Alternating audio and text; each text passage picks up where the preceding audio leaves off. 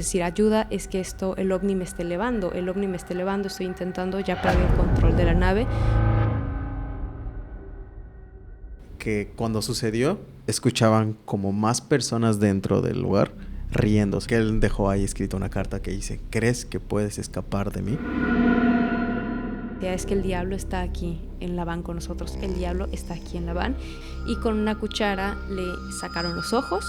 Y lo peor de la historia es que mamá Rosa nunca fue procesada, porque ya era una señora mayor y vivió impune hasta que dejó esta tierra.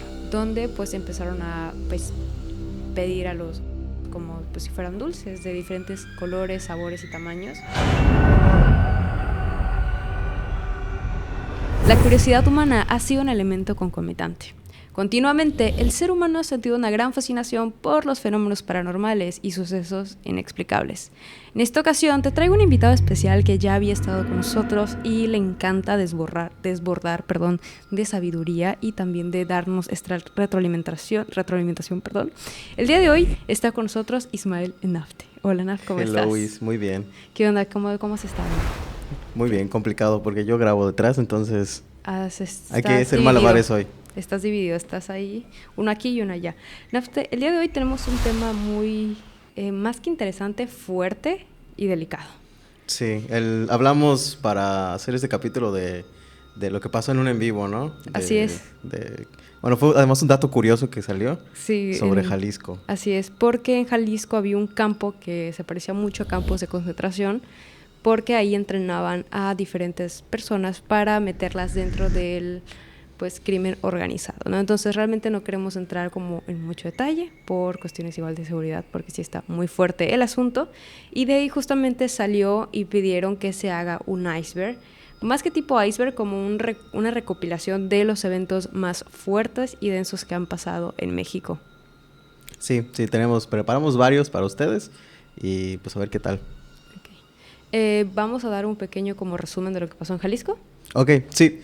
En resumen sencillo de lo que pasó en Jalisco es que había un rancho llamado el Rancho Izaguirre. Diferentes grupos de búsqueda dieron a través de... Con las madres buscadoras, son las que dieron con el rancho. Pues llegó ahí un pitazo para que vayan a revisar, porque claramente el gobierno no pudo.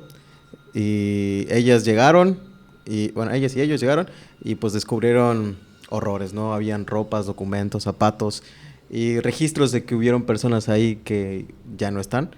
Se encontraron como hornos improvisados donde habían todavía huesos de personas y pues toda la historia detrás, ¿no? Y luego combinado con varios testimonios de las personas que las llevaban a campos similares, quizá no necesariamente a ese, pero similares, donde pues se cuenta que ahí entrenaban a las nuevas personas que se integrarían, y esto es supuestamente aún, a las filas de estos grupos delictivos, y si no, pues los desaparecían, si ya no les servían. Así es, sí, de todas maneras, una vez que entrabas, porque a veces los solicitaban como ayudante para barrendero, para limpieza, y realmente cuando llegaban se daban cuenta que era todo lo contrario a lo que ellos esperaban, y ya una vez ingresado a estos campos ya no podrían salir, y salían, no era...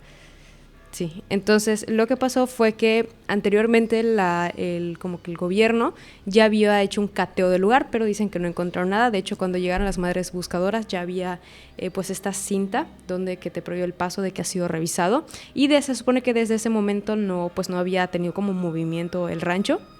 Pero, pues bueno, al final sí encontraron, como dices, y lo que realmente encontraron ya... Se dieron cuenta que había como que montículos de tierra, así como montitos, y cuando empezaron a escarbar se dieron cuenta que habían restos de huesos, ¿no? Calcificados, y como que no se pueden encontrar como tal enteros por, como tú dices, los calcinaban y luego los enterraban.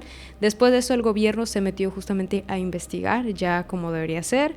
Sacaron más de 40 pares de tenis, encontraron listas también de personas y también como una libreta donde como que explicaban cuáles eran las partes de la arma que ellos manejaban, ¿no? Okay. Entonces, al final fue que el gobierno ya no dejó el paso a las madres buscadoras, y de hecho se supone que hay como organizaciones como UNICEF y otras que están pidiendo que por favor se les dé nuevamente el permiso a las madres buscadoras de ingresar, porque como estas madres se dedican a buscar a desaparecidos, pues obviamente ellos ya tienen el conocimiento por años y años, entonces eso es como lo que está pasando actualmente en Jalisco. Lo feo, lo súper feo, hay que ver si queda esto, pero bueno, las personas eran contactadas de diferentes formas, principalmente con ofertas de trabajo, trabajos normales, así de... Bueno, había muchos, desde que te vamos a llevar a Estados Unidos a trabajar recogiendo frutas, hasta barrenderos, limpieza, mantenimiento, seguridad, etcétera, ¿no? Y también en días recientes, hace unos 3-4 días, una de las principales madres buscadoras en el caso fue atentada con que la liquiden de la vida, con un en la cabeza. Sobrevivió, pero pues ahí está. Sí, de hecho igual están buscando protección para las madres porque se dice que hasta como que las mismas organizaciones y no solo como los malos están detrás de las madres buscadoras, entonces sí es un tema muy complicado y pesado. Hay muchísimos más detalles del caso para que ustedes averigüen y se les dé realmente la difusión que se debe a este caso, ¿no? Porque así como hay otros casos que han pasado en México muy, muy fuertes, y lo mismo es que se tiene muy poco conocimiento o llega un punto hasta en el que se tiene como normalizado este tipo de sucesos.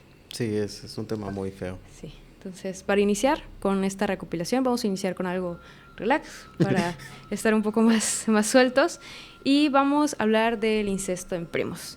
Como bien se dice aquí en Monterrey, se tiene la creencia de que pues tú sales con la prima o bien te echas a la prima en su defecto, ¿no? Que se tiene estas relaciones entre primos de una manera pues más inapropiada, ¿no? Entonces, realmente esto surge porque las comunidades del norte eran muy pequeñas y estaban bastante alejados, ¿no? Entonces, por lo mismo, las familias, era muy común que pues se casaran entre familias. De hecho, los ricos y la gente adinerada del norte lo que hacía era nuevamente juntarse entre primos para mantener la riqueza dentro de la familia. Entonces, al final esto se terminó expandiendo y se quedó hasta los días actuales, en donde se dice que en Monterrey pues uno sale con las primas. Yo creo que solo era cuento. Sí. Como menonitas, ¿no? Ay, sí, y de hecho hay igual varias enfermedades que salen a través de relacionarse entre familias. Habla de datos, eso no es mexicano, pero no. Hay una historia que es real, que es como la familia más incestuosa. Ay, sí. Que quedan muy loquitos, muy tronados. Ay, quizá algún día cuentes eso. Sí, y el chavo estaba súper, no parecía humano, estaba está muy fuerte ese caso.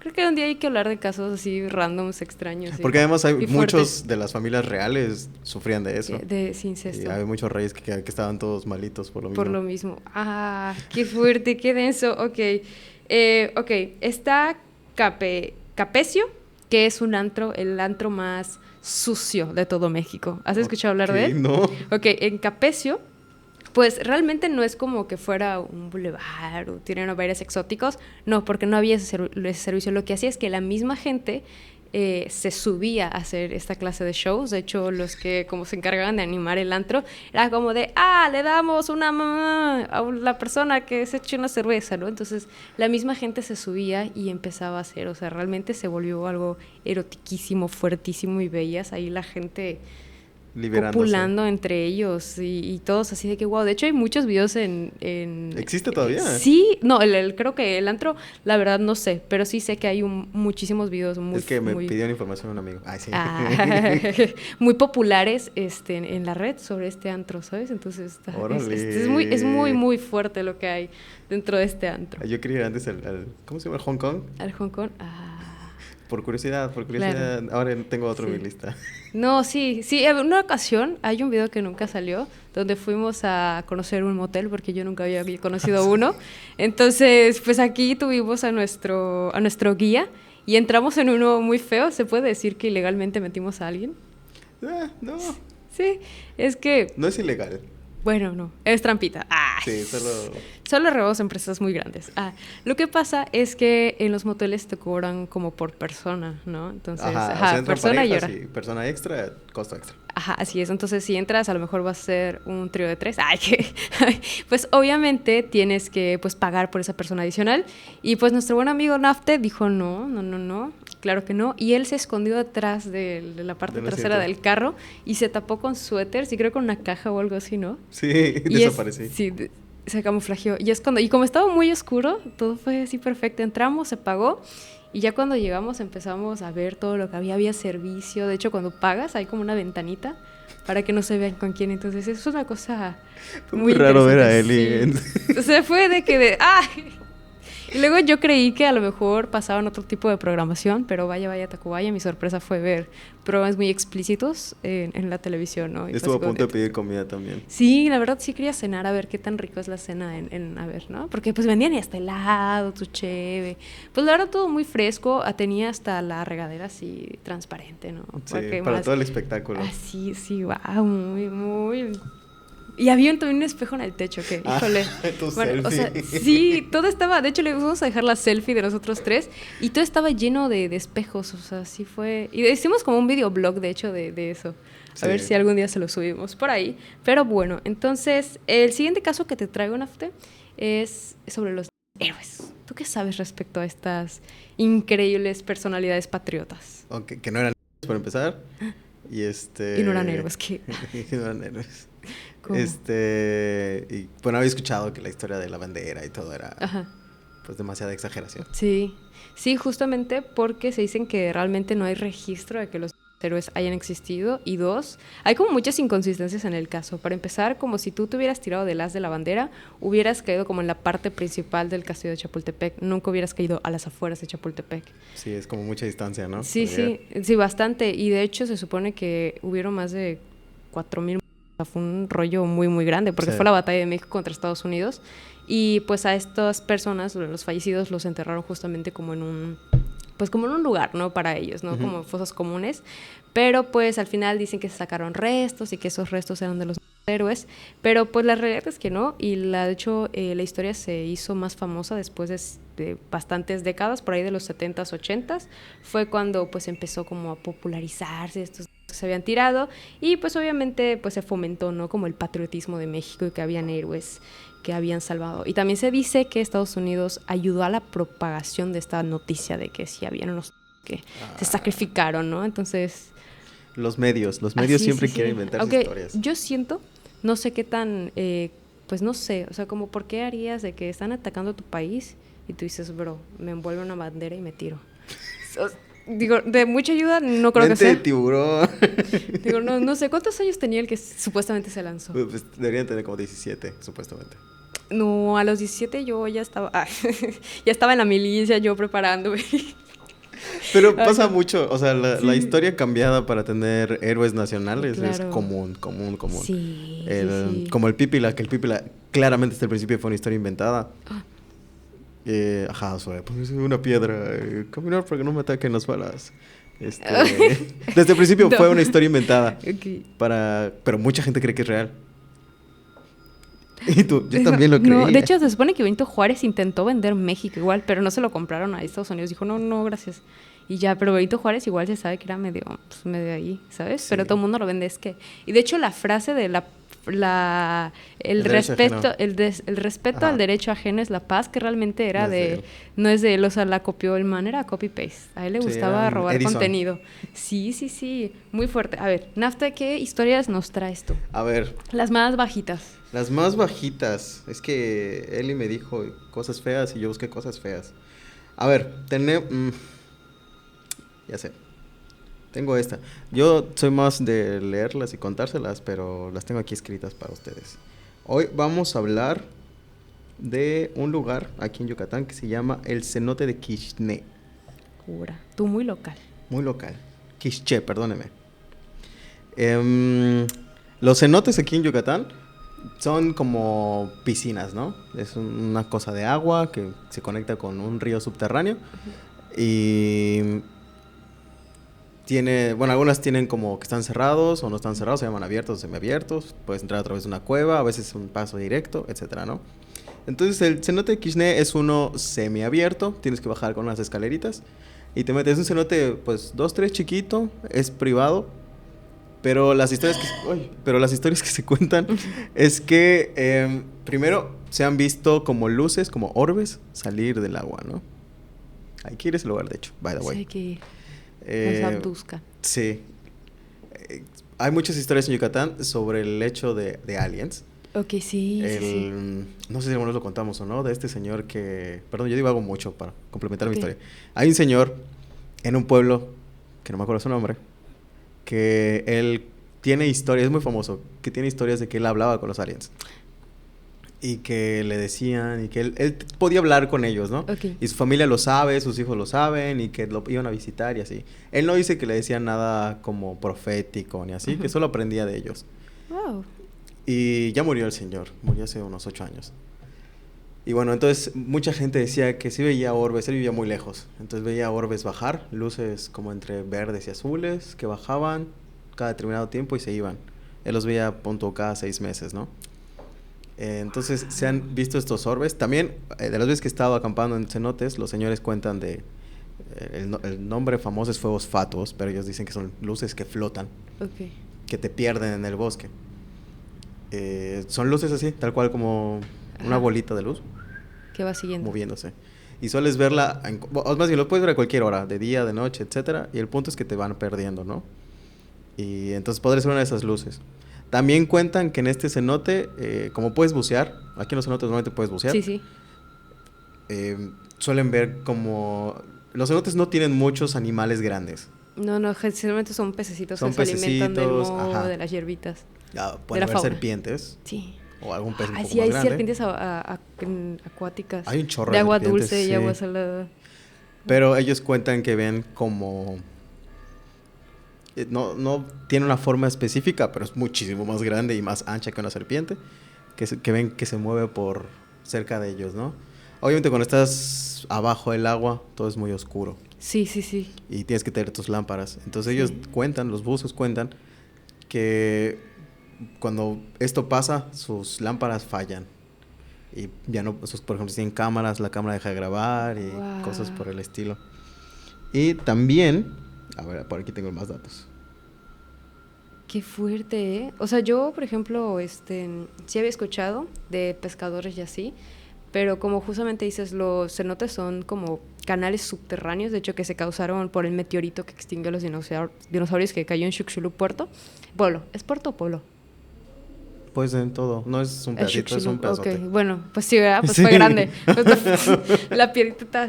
Pero, pero pues bueno, yo había escuchado como otras leyendas, pero ¿cuáles son los datos? Ah, ok. Este supuesto ente que se nota se llama la leyenda de la guardiana. La guardiana era una especie de bruja. Los cenotes habían sido muy utilizados como lugares de sacrificio, ¿no? Sí, sí. Ahí los enterraban, bueno, ahí los tiraban o ahí hacían qué. Con piedras preciosas para Ajá. entregarle a sus dioses. Es súper usual encontrar esqueletos abajo del agua. Sí, sí. Entonces una de estas historias es que le tocó darle crank a la guardiana, pero que ella maldijo a ese cenote. Y que ella se aparece como entes caminando, como sombras, como sonidos o debajo del agua. Qué miedo, ¿eh? Sí, hay entrevistas. De hecho, Nat Geo creo que le hizo entrevistas al dueño, bueno, de la propiedad. Y él cuenta que él a la tarde cierra y se va porque siempre está escuchando cosas ahí. Ah, qué denso. O sea, sí había escuchado que a lo mejor los cenotes tienen un tipo de carga pues energética por el tema espiritual y hay como estos guardianes de la naturaleza. Pero qué fuerte, igual sí había escuchado sobre que hay ovnis que son como marinos, ¿no? Están, no son no me acuerdo, pero sí hay como varios avistamientos de ovnis y más como tú dices saliendo de los cenotes que, pues los cenotes son muy, muy profundos y hay algunos que tú dices, híjole, o sea, tienen muchísimas como canalitos y se van uniendo con otros cenotes, entonces realmente sí está peligroso, ¿no? De hecho, hay igual, no sé si era de National Geographic, pero hubo un buzo que le dijeron que antes de entrar, por un sacerdote maya, le dijeron que tenía que pedir permiso antes de entrar, y él dijo, no, él muy escéptico ante esto, dijo, yo entro al cenote, yo soy un buceador profesional, no va a pasar nada, y se metió, y dice que cuando empezó a nadar, que empezó a sentir que le estaban como jalando la soga, ¿no? Entonces cuando él pues volteó a ver, se dio cuenta que ya no, o sea, ya no veía a sus demás amigos buceadores, ¿sabes? O sea, él estaba solito como en un lugar completamente oscuro dentro del cenote y ya no veía nada. Y empezó a nadar y él sentía que no avanzaba. Intentó salir a la superficie y no. Y las personas de arriba estaban jale la soga. Pero él dice que llegó un punto en el que ya no sentía nada, o sea, no sentía que estaban moviendo la soga, y con mucho miedo es cuando ya como que recapacitó y pidió y todo, y fue cuando ya pudo ver a uno de sus amigos, y fue cuando ya lograron salir a la superficie, y le dijeron, no, pues te perdonaron, porque pediste permiso, pero sí, también de hecho es muy común de gente que se pierde en los cenotes nadando, buceando, porque igual tienen corrientes, y las corrientes te llevan, entonces, qué fuerte. Mira, yo tengo uno igual de ovnis. A ver. Pero es un poco tantito diferente. Esto pasó el 3 de mayo de 1975, cuando un piloto estaba sobrevolando, ya llevaba una hora sobrevolando la parte de Morelos para irse a Ciudad de México, cuando él llamó a la torre como de control, de decirle, ¿sabes qué? Hay un objeto volador no identificado que me está siguiendo. Él aterrado porque cuando volteó a ver había uno del lado derecho, y cuando volteó la mirada vio otro del lado izquierdo, o sea, literalmente esos objetos, los ovnis, estaban parados sobre las alas del avión, y él empezó a llamar aterrorizado que esto lo estaban siguiendo y no lo soltaban.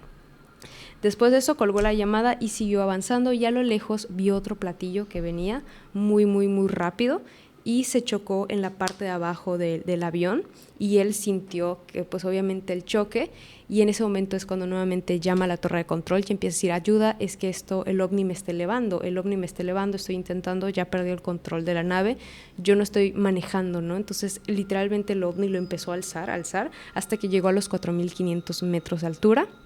Después de esto, los objetos desaparecieron, se esfumaron nuevamente volando, y él ya llegó a Ciudad de México. Rápidamente se cerró parte del aeropuerto para que él pudiera aterrizar de emergencias, ¿no?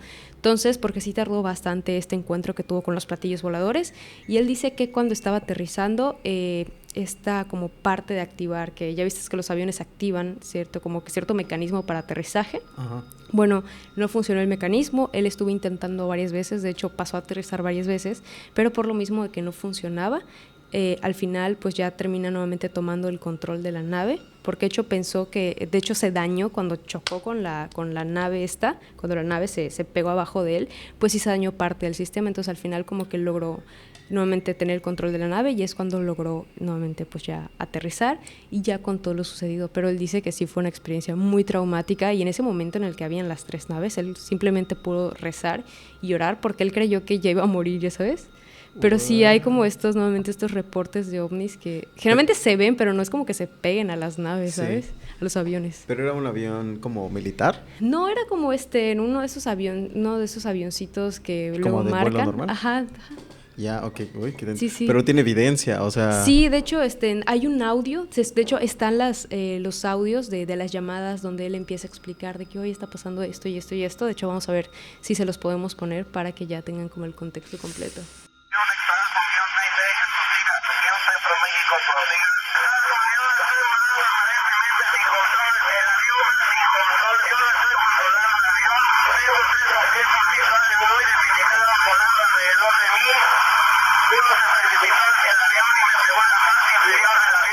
Sabía yo exactamente que estaba sobre Tequesquitengo, y al cabo de 3-4 segundos sentí la sensación de que traía algo sobre el ala izquierda. Volteo y veo un objeto de color gris semejante a este modelo. Este objeto venía sobre la superficie superior del ala izquierda, y al cabo de 3-4 segundos la misma sensación que tuve del lado izquierdo la tuve del lado derecho. Y el tercer objeto se precipitó de la parte de enfrente hacia mí a un grado de 45 grados más o menos, así. Yo pensé que le iba a pegar al parabrisas del avión. Inmediatamente, pues por un instinto, empujé los controles hacia adelante para bajar la nariz y tratar de esquivar el golpe, pero ya no tenía ningún control sobre de la aeronave.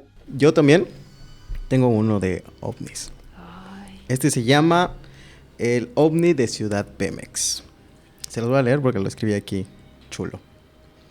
La noche del 1 de junio de 1973, en Ciudad Pemex, una pequeña localidad en el estado de Tabasco, México, ocurrió uno de los eventos más extraños y desconcertantes de la historia del país.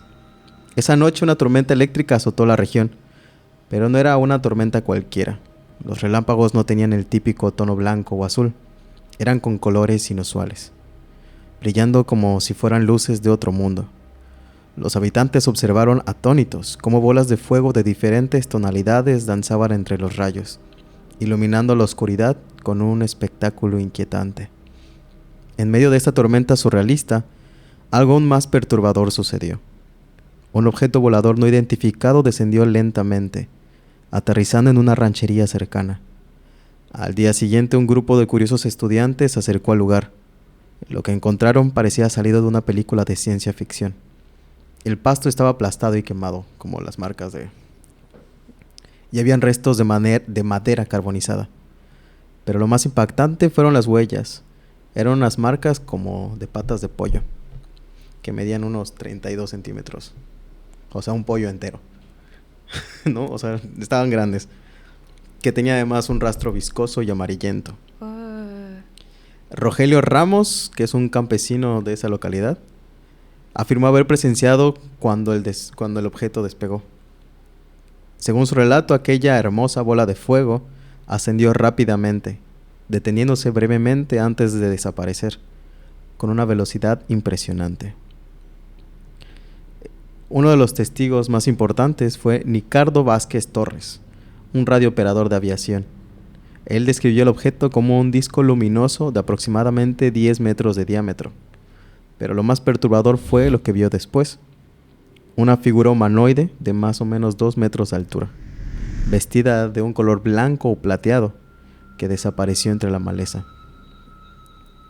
Y lo mejor de todo es que llegaron hombres de negro, quienes habían interrogado a todos los del pueblo, y aún así nadie sabía qué es lo que buscaban. ¡Au! ¡Qué fuerte! Sí.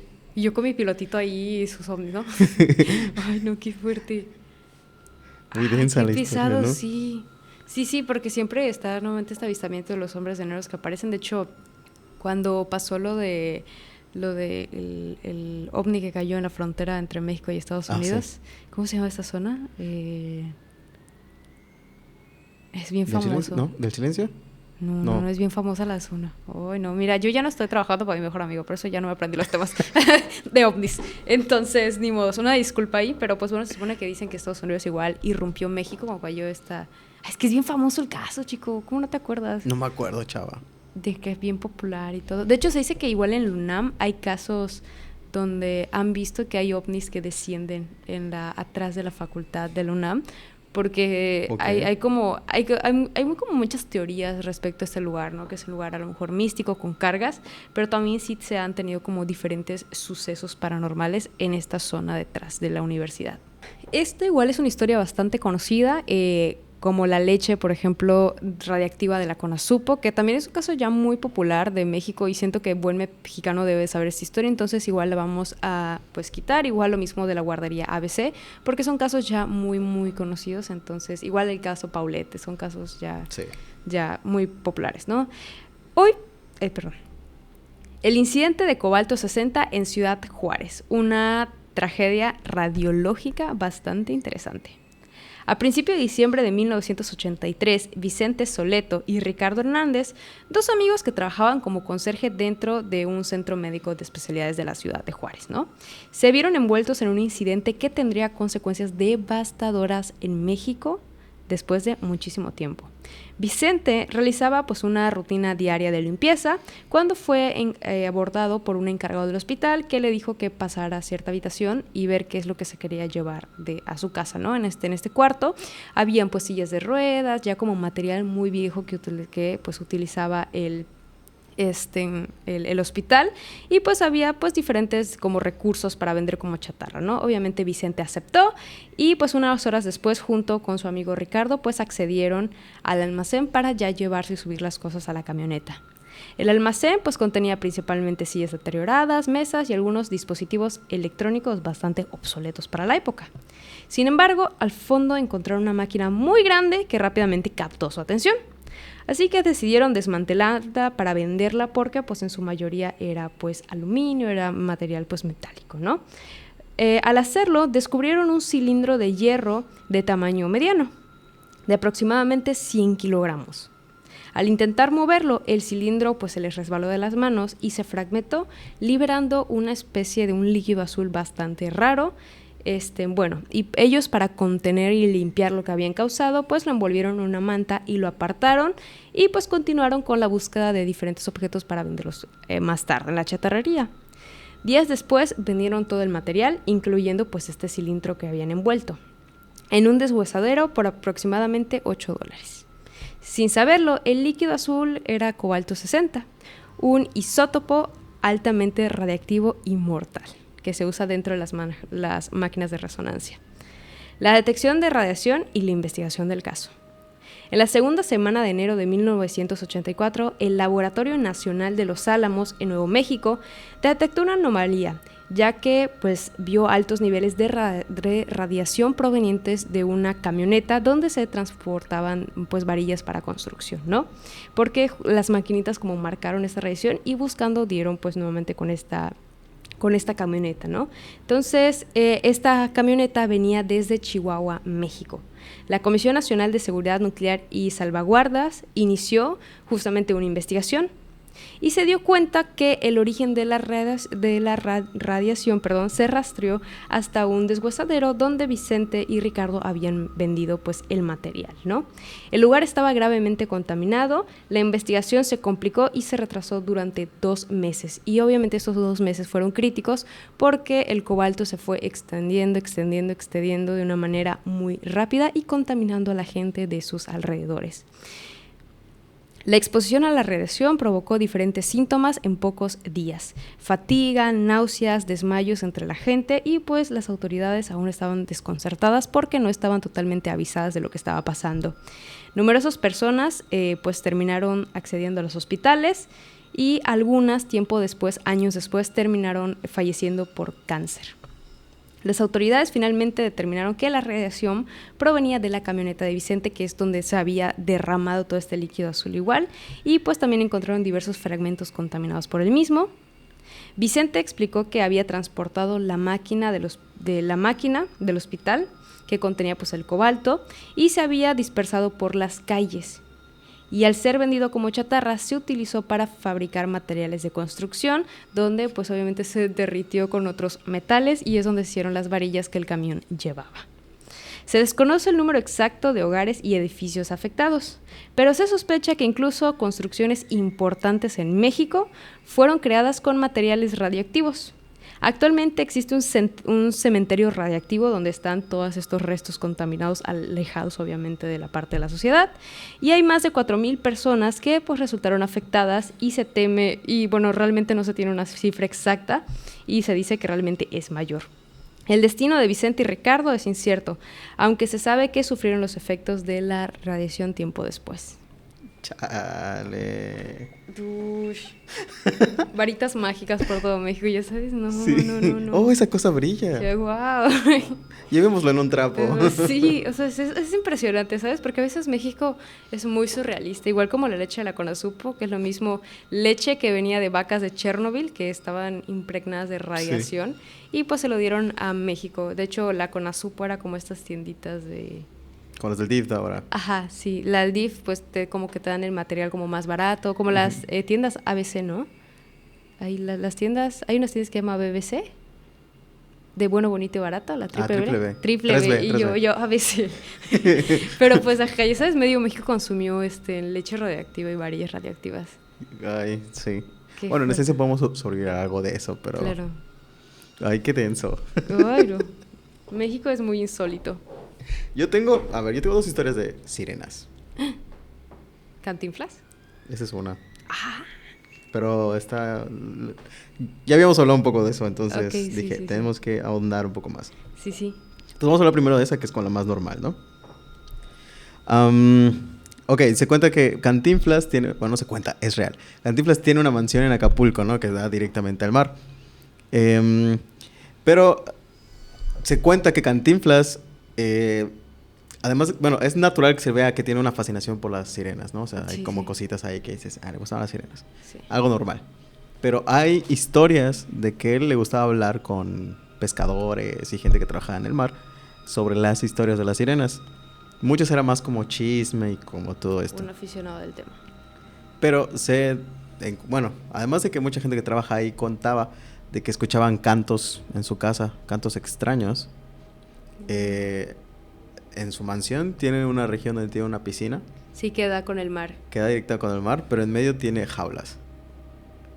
Tiene, en vez de que, o sea, está cerrado por sí, como jaulas, ¿no? Ok.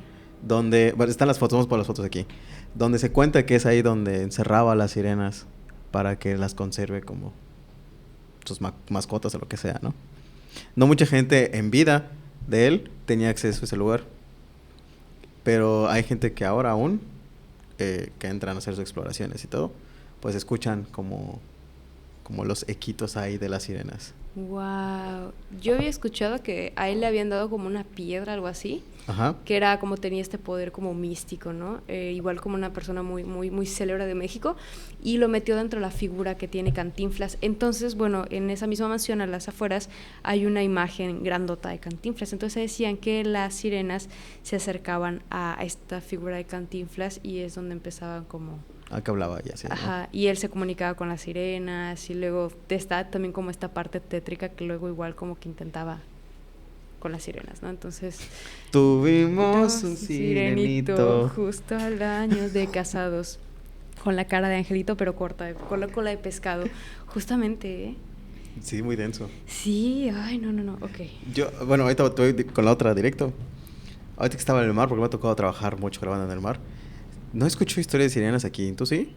No, nunca, escucho más de ovnis. ¿Verdad? De Sí, este lado hay sí. más ovnis, pero del lado del Pacífico hay más sirenas. Ahora. Pero bueno, esta es otra que me pareció muy curiosa porque...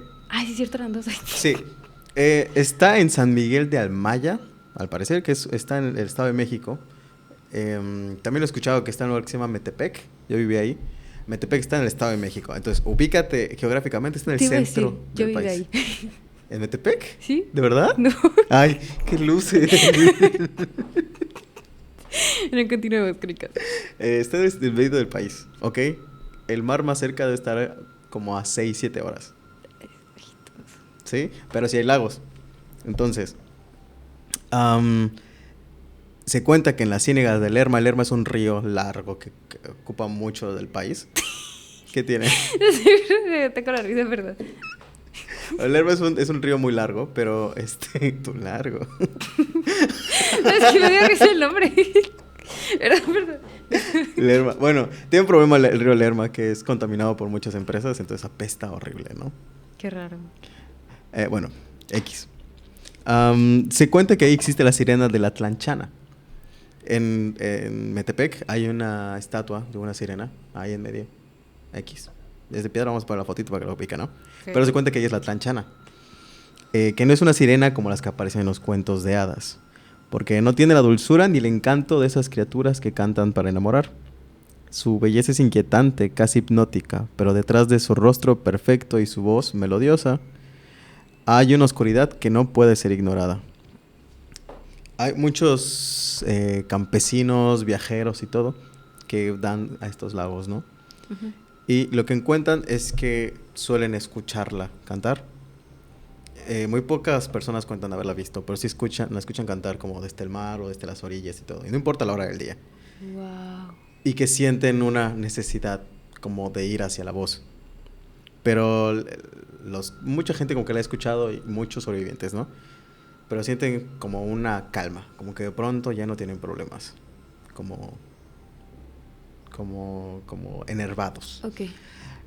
Y bueno, esa es la historia en general. Mucha gente ha escuchado estos cánticos en los lagos circundantes de una sirena que no vive en el mar, sino que vive en las aguas de los lagos aspestosos del Lerma. Wow. Qué fuerte. Sí, pues. Wow. No, aquí en la península sí es más común escuchar de ovnis. Hace poco igual fui con unos pescadores y me dijeron, luego ves unas lucecitas en el mar, pero apagas todo porque te sueltan y te quitan el motor, ¿no? Entonces, que te cuida igual con eso, pero no es cierto, ya. O sea, sí me dijo eso porque dijo, es que había una lucecita que nos estaba persiguiendo y era pues el otro barquito, ¿no? Entonces vimos como a lo lejos venía otro barquito y nosotros apagamos las luces y vimos como ese barquito se pega al otro barquito y los asaltaron, les quitaron. Lo más feo, yo riéndome, lo más feo es que los atacan con armas, ¿sabes? Sí, son piratas. Bajan. Sí, de hecho, yo creí que los piratas eran como este cuento fantasioso, como Jack Sparrow, ¿no? Pero, o sea, sí hay los piratas que se van en lanchitas en lugares bien feos, bien profundos, a robar. Entonces, bueno, estos pues piratas igual roban motores y todo, y ellos pues se lograron salir de esto. Y me dijo, pero en diferentes ocasiones, y también otros pescadores han visto que, por ejemplo, a las lejanías empieza a ver como un foquito empieza a subir y a bajar, así de manera muy, muy, muy rápida, ¿no? Y luego ves que otros foquitos empiezan a subir, a bajar, y dice que igual en varias ocasiones ha visto como formas, como esta típica forma como de V, donde van las aves, que siempre hay como uno. Ajá. Sí. Entonces, así se van igual. Dijo, entonces, en una ocasión le pasó a un pescador que estaba cerca como de una pequeña islita que había, y él dice que vio esta luz que venía desde muy, muy atrás del mar, y luego se metió estilista.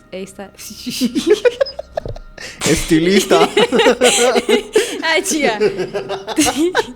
Ay, no. La versión completa va a estar por ahí para miembros. Entonces vio esta lucecita.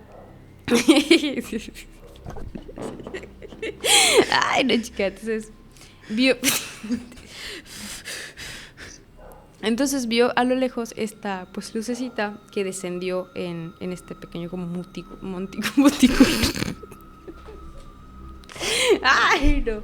Ay. Montículo. Entonces vio esta lucecita que venía muy al fondo y descendió en este montículo pues de arena, ¿no? En esta como pequeña islita, y él dice que se iluminó todo como si hubieran reflectores gigantes. O sea, dijo, realmente todo se iluminó y se veía como la luz traspasaba entre los arbolitos y la flora que había, ¿no? Entonces él se asustó muchísimo, igual apagó todo, y ya después de un rato vio como esto fue descendiendo lentamente, y ya cuando ya alcanzó cierta altura despegó y desapareció. Sí, entonces hay historias igual muy interesantes de los pescadores con este tipo de historias, ¿sabes? No sé por qué me imaginé una escena así como de Rapunzel cuando tira las... Yo me imagino a Moana. Sí, yo imaginé que tiras la velita y pasa así. ¿Y eso? Es que está muy... Hace poquito me tocó ir a grabar y nos fuimos kayakeando. Ok. Pero así como que era un lago todo gigante, abandonado. Pero veías así los cangrejos a los lados, y luego nos metimos a una zona de manglar que está así bien cerrada. Sí. Con corriente, ¿no? Porque el manglar... los caminitos de manglar se generan porque hay más fuerza de agua, ¿no? Uh-huh. Y luego ves las arañitas por todos lados y así. Y ya me encantaría estar de noche, porque no sé qué hay ahí. ¡Qué miedo! Pero por ahí hay cocodrilos. A partir de este momento ya vamos a iniciar con las historias más fuertes y sensibles, así que si son personas altamente impresionables, les pedimos que por favor abandonen este video. También si están en compañía de les pedimos que por favor los retiren, porque vamos a tocar temas sobre desapariciones y entre otros. Así que por favor les agradeceríamos pues la mayor discreción ante esto. No lo hacemos de manera de amarillismo ni de burla, simplemente también para darle visibilidad a ciertos casos que han ocurrido en México y para estar alertas. Okay. La primera sucedió en el 2009 por Gabriela Rico. Gabriela Rico fue una modelo pues bastante reconocida en México porque lo invitaban a diferentes programas variados de televisión, donde la llevó a posicionarse con altos personas importantes, ¿no? Entre estos, Carlos Slim, que es uno de los multimillonarios más fuertes de México y, como dijo Nafte, del mundo. Entonces, ella irrumpió en el 2009 un hotel donde empezó a gritar que, Mariño, que pues era un político que tenía esta propuesta de pues enfrentarse al crimen organizado, ¿no? Terminó muriendo de manera sospechosa porque murió en un accidente mientras iba en su jet privado, y muchos empezaron a suponer que era pues parte de las contrapartes que no querían que se tocara el crimen, ¿no? Y ella empezó a decir que este político no debió de haber, que realmente él debería estar vivo, que lo mandaron a matar, y también que Carlos Slim sabía como de todo eso, y también que habían comido humanos y que habían matado igual otras personas para consumo propio. ¡Todos están locos! ¡Matan a mucha gente! ¡Esa carne de humano! ¡Larga!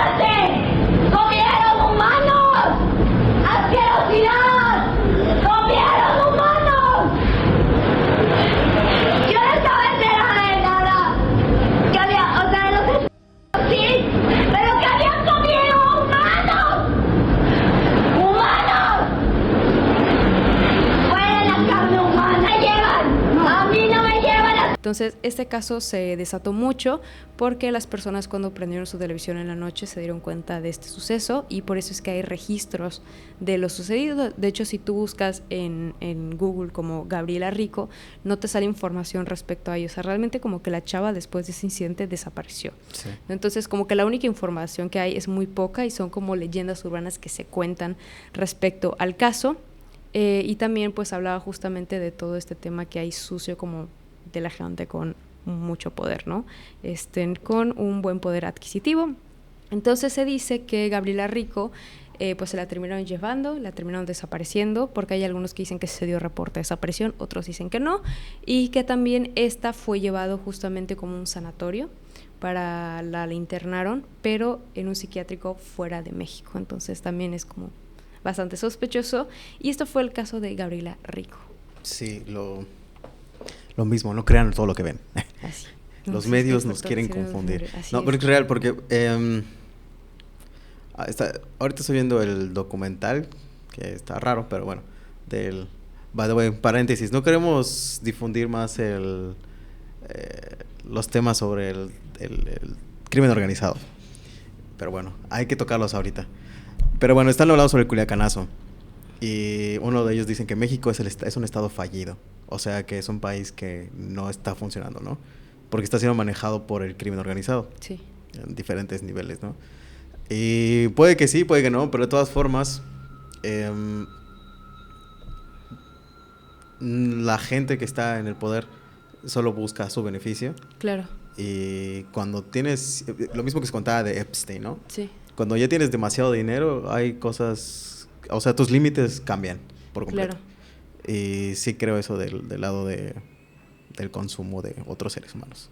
Sí, de hecho porque igual hubo una persona que igual en su tiempo, creo que no sé si fue en el podcast de Pepe Chema, donde justamente salió y habló de esto, de un ex militar, que ellos cuando iban a atacar a cierto cártel, atacaban a los contrarios de ese cártel, o sea, como a sus adversarios, y muy pocas veces como que atacaron a este cártel, y muchos decían que ya después te das cuenta de que estaban coludidos y realmente como que se dedicaban a proteger, ¿no? Entonces al final sí. Eso es lo que se dice.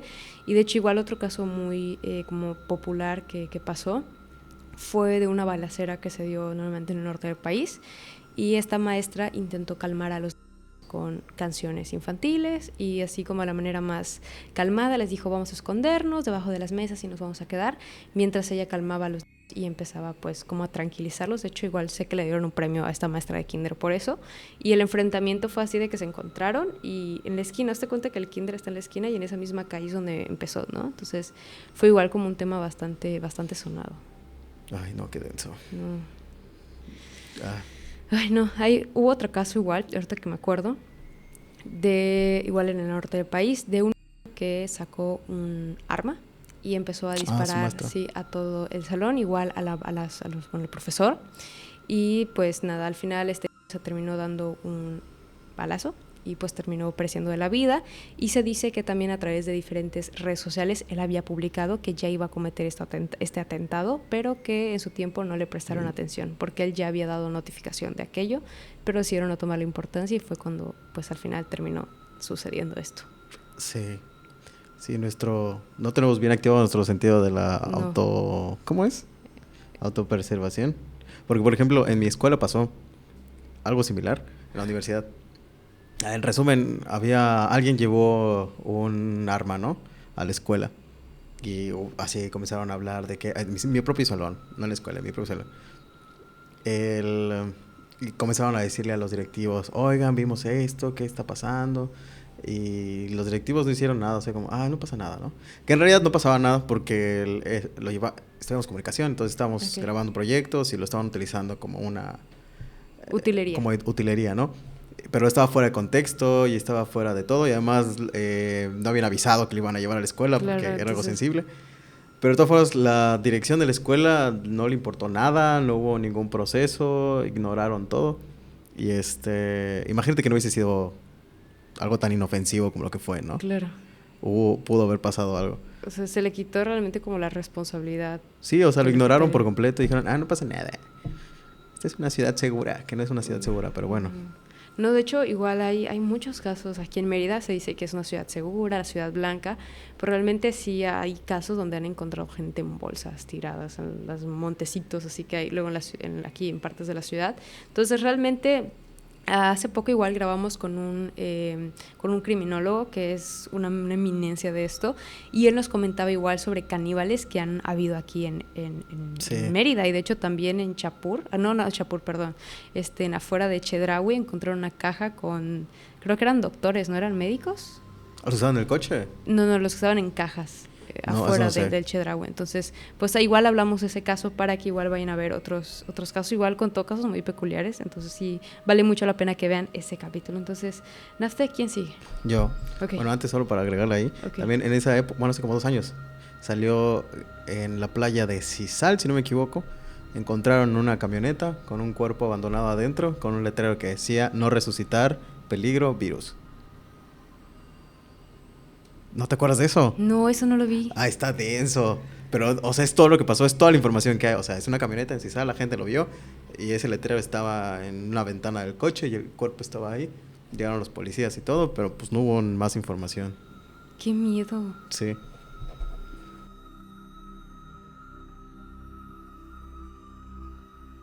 Densísimo. No. Bueno, ahorita que nos metimos más a la sangre, El oscurito. les quiero hablar sobre el Jack mexicano, como Jack the Ripper. Era la década de los años 60 y mientras en la capital mexicana se llenaban de sueños y esperanzas la vida, comenzaba a crecer un criminal bastante interesante en el país. Él se llama Macario Alcalá Canchola, que pues era una persona común, ¿no? O sea, no lo veías como un loquito del centro ni nada. Pero era una de las... Ay, mi nombre. Pero una de las personas más terribles del país. Es que no han pagado. Macario nació en La Piedad, Michoacán, en 1936. En una familia humilde. Y desde niño mostraba señales de ser distinto.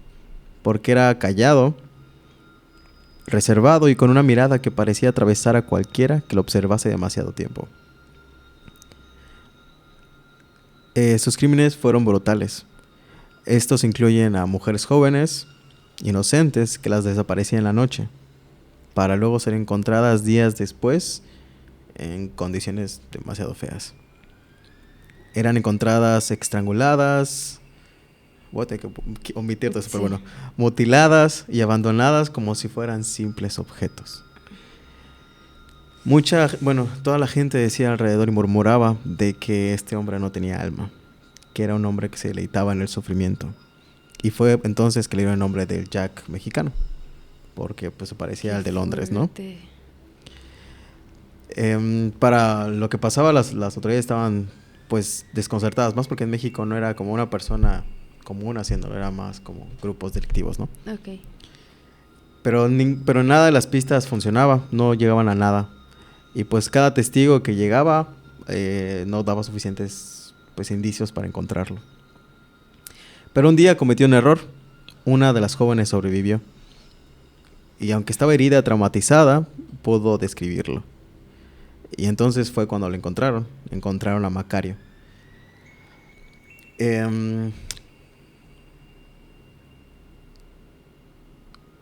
Macario fue condenado, pero su historia no termina ahí. Él murió el 25 de julio de 1974 en circunstancias un poco raras.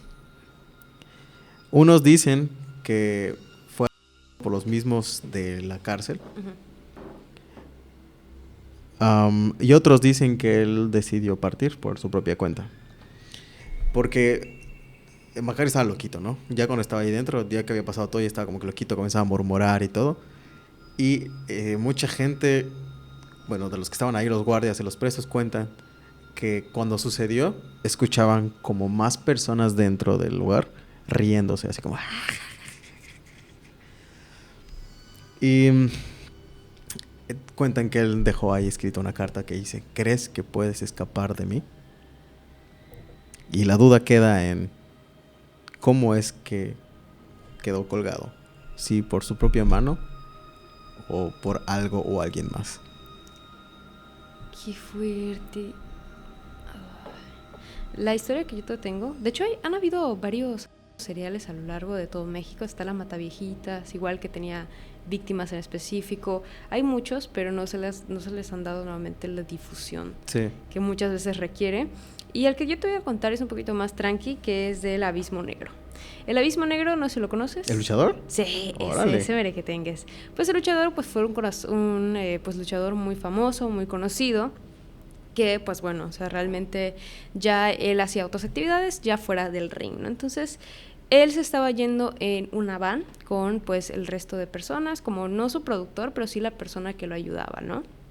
Entonces, a media carretera, Abismo Negro empieza a gritar, se empieza a desesperar y pide que por favor lo bajen en medio de la carretera, que está pues en medio de la nada en un bosque, y él dice que por favor lo bajen, que él se va a bajar y que no sé qué. Entonces él le termina abriendo la puerta, él se baja y se empieza a entrar dentro del bosque.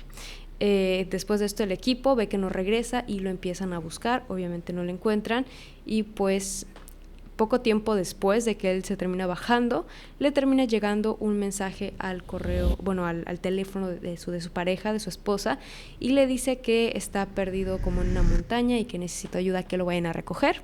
Entonces ella, pues desesperada, llama a como este productor, como este asistente que tenía el Abismo Negro, y le cuenta, ¿sabes qué? Es que él se bajó desde hace rato de la camioneta, no apareció, y es cuando se le da aviso a las autoridades de que pues hay una persona desaparecida. Se empiezan a buscar hasta que encuentran el cuerpo de Abismo Negro en un río. Entonces, la como que teoría que surgió es que él, al estar caminando en un lugar oscuro, se dirigió hacia un abismo que conectaba con un río, y pues obviamente la caída fue lo que lo desvivió, y es que por eso se encontró su cuerpo en el río. Pero la historia no termina ahí, porque hay otros detalles más perturbadores. Se comentaba con gente conocida que viajaba con él en esta van, que él en varias ocasiones había dicho que veía el diablo dentro del carro donde estaban. Y que él decía, es que el diablo está aquí en la van con nosotros, el diablo está aquí en la van, y él decía que veía al diablo. Y esta noche que desapareció, él por eso se bajó, porque vio al diablo entre ellos y dijo, no, es que el diablo está aquí, me está siguiendo, necesito bajarme. Y fue cuando él se baja, pues piensan que a lo mejor está delirando, como hay a lo mejor proceso como de ansiedad que está pasando, y por eso es que le abren, ¿no? Pero pues al final él terminó falleciendo. Otras personas dicen que fue a causa de alguna sustancia o algo así, pero él sí consumía, pero no estaba bajo el efecto de ninguna sustancia durante ese momento. Órale. Qué tenso, ¿eh? Estoy teorizando. Abismo Negro suena un poco demoníaco, ¿no? Sí. ¿Qué tal si tuvo un pacto? Y entonces tenía que pagarlo. ¿Quién sabe? Porque sí hay varias personas que han hecho estos pactos con el diablo. Sí, ¿no? O sea, la gente que se cuenta que la gente que tiene pactos tiene que como hacerlo público de alguna forma, ¿no? Ah, sí, cierto, sí. Oh. Podrían haber regresado, no sé, creo. No lo sé, pero que como que no lo había pensado de esa manera, ¿sabes? Solo dije, ve al diablo, qué miedo, ¿no? Sí. No sé, qué creepy, ¿eh? ¿Cuál es su siguiente caso? A ver. Bueno, yo tengo uno de El Químico Loco. Ahora. Rafael Pérez Hernández, conocido como El Químico Loco, es una figura que encarna uno de los episodios más oscuros de México. Y está interesante porque tiene una película. Él era un fabricante de veneno para ratas, nacido en Jalisco en 1905. Y la historia se convirtió en la base de una película llamada El Castillo de la Pureza, dirigida por Arturo Ripstein.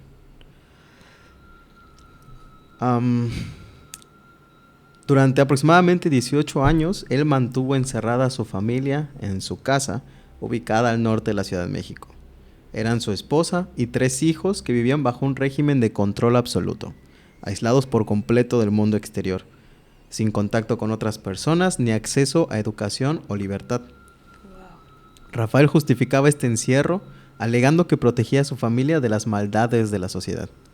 Una idea que pronto tomó forma de obsesión enfermiza. El hogar se convirtió en una prisión. Las ventanas estaban selladas, las puertas cerradas con candados, y la única conexión con el mundo exterior era Rafael, quien era el único que salía ocasionalmente para trabajar y comprar las cosas de la casa, ¿no?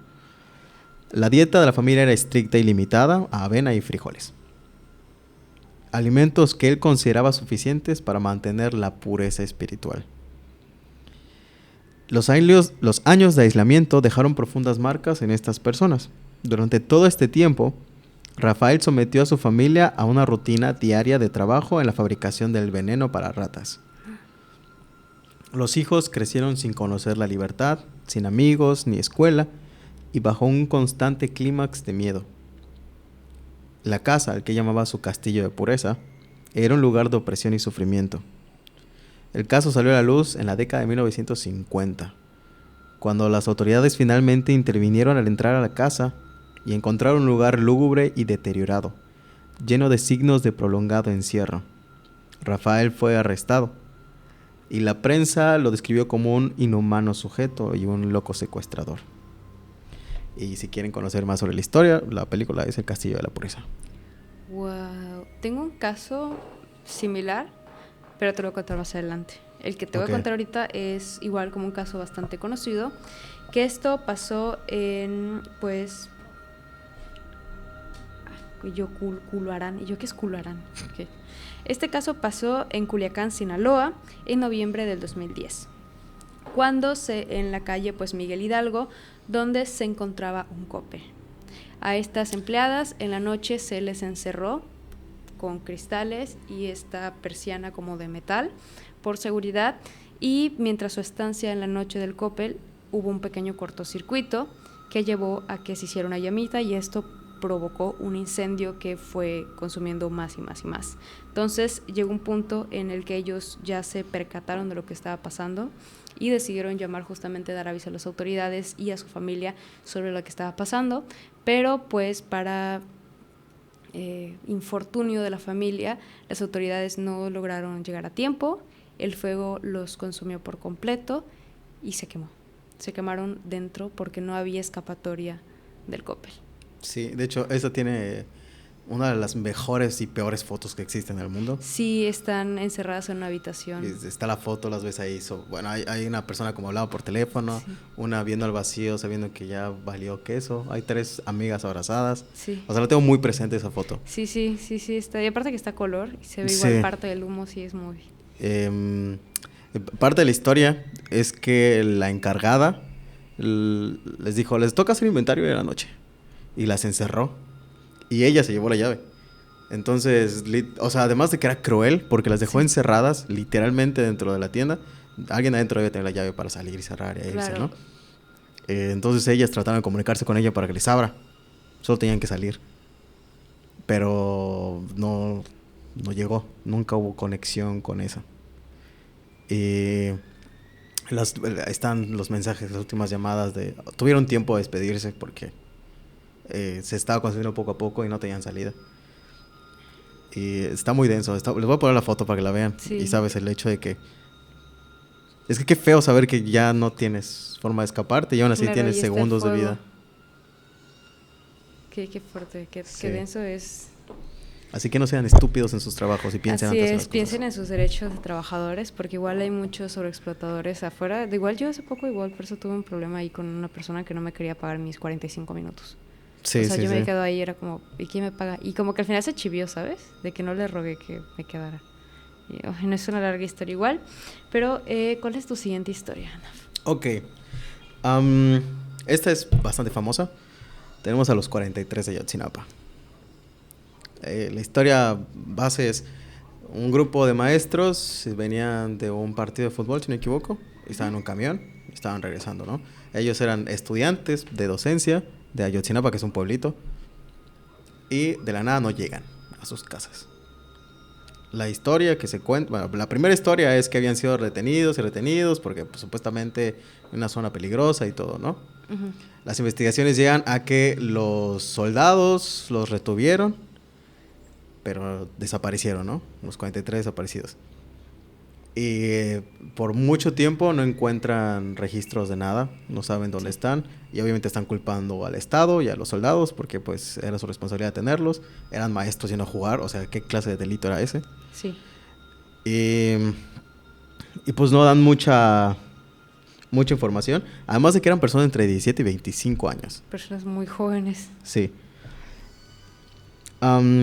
Mira, justo además era el 2 de octubre, que es la misma fecha de la masacre de Tlatelolco, que esa es otra historiota. Fue en Iguala.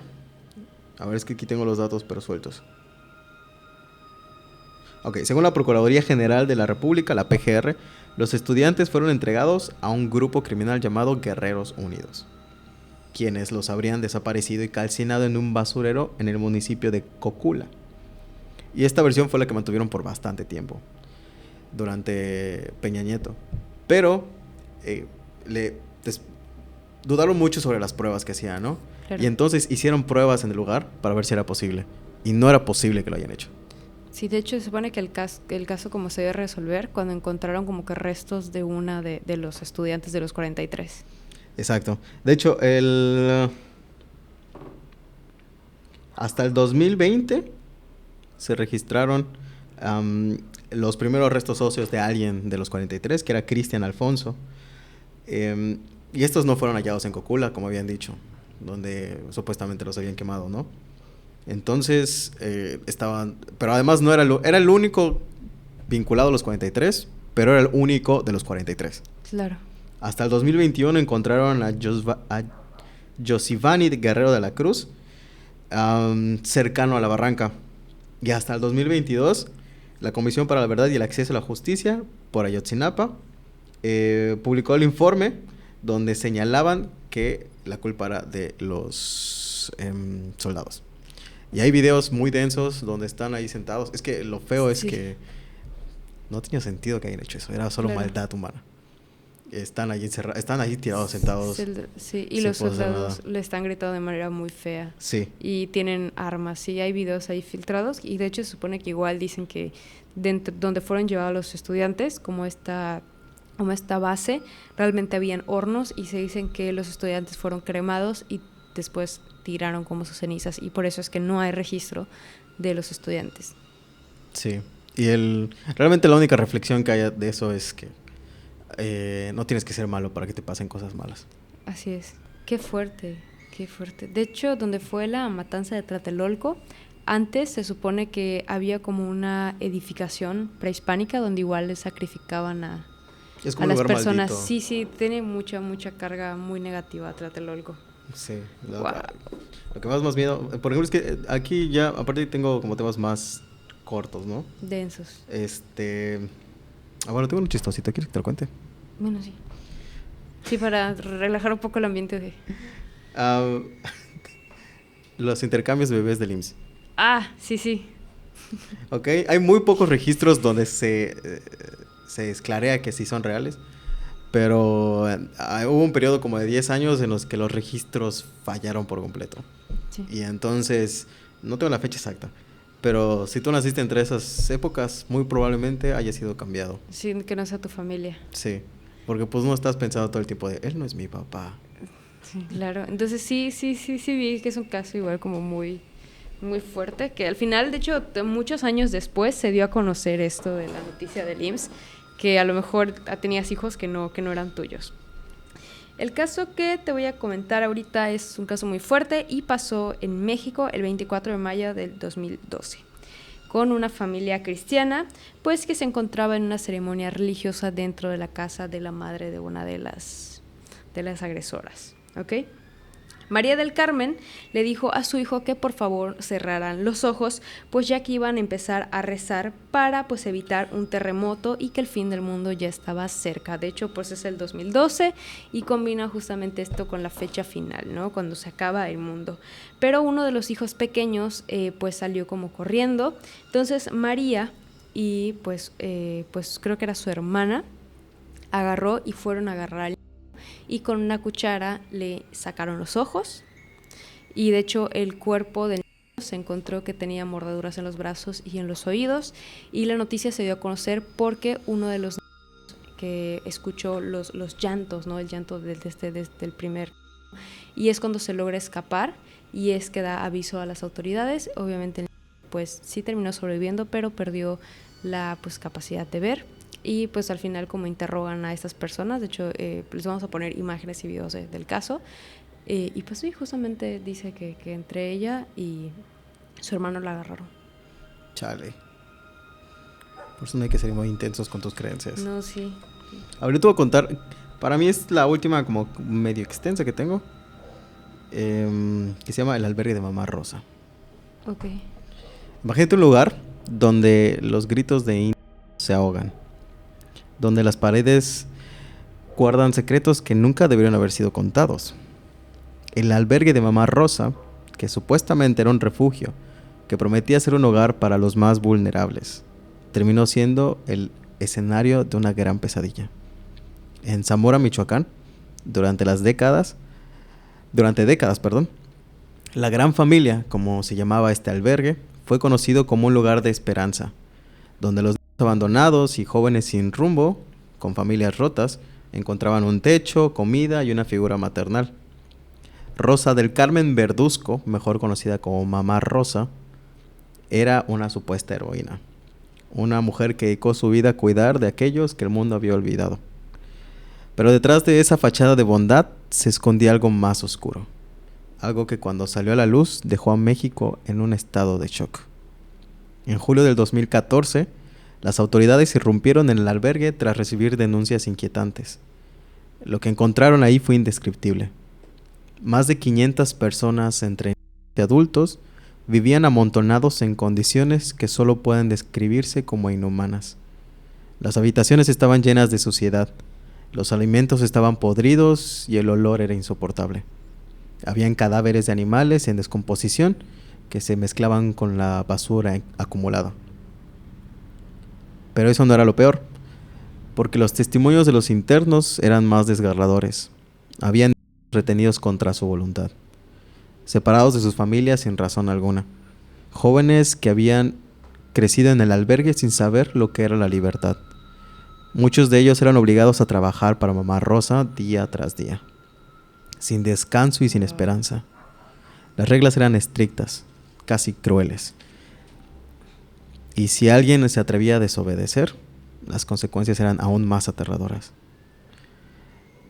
Algunos exinternos hablaban de maltratos físicos y psicológicos y de castigos que los dejaban físicamente marcados. Otros hablaban de, aunque esas no fueron completamente aseguradas. Lo que sí se sabe es que Mamá Rosa tenía un control absoluto sobre sus internos. Para ellos ella no era una madre amorosa, era una figura autoritaria, casi como un dictador. Uno de los relatos más escalofriantes vino de una joven que había pasado años en el albergue. Ella describió cómo cada noche escuchaba los sollozos de otros niños encerrados en habitaciones oscuras, rogando por ayuda, pero nadie venía. El operativo policial reveló que algunos niños habían sido separados de sus familias sin justificación legal, porque pues podías cobrar mientras más personas tenías dentro, ¿no? Claro. Y muchos de estos padres tenían a los niños por desaparecidos y los estaban buscando y no tenían respuesta, ¿no? Y entonces, Mamá Rosa, una mujer que para algunos seguía siendo una mujer salvadora, porque además era famosa, era una figura pública, muchos políticos y empresarios salían a su defensa, diciendo que todo era un malentendido, que ella había dedicado su vida al altruismo, pero para los hechos era completamente diferente. Y lo peor de la historia es que Mamá Rosa nunca fue procesada, porque ella era una señora mayor y vivió impune hasta que dejó esta tierra. Wow.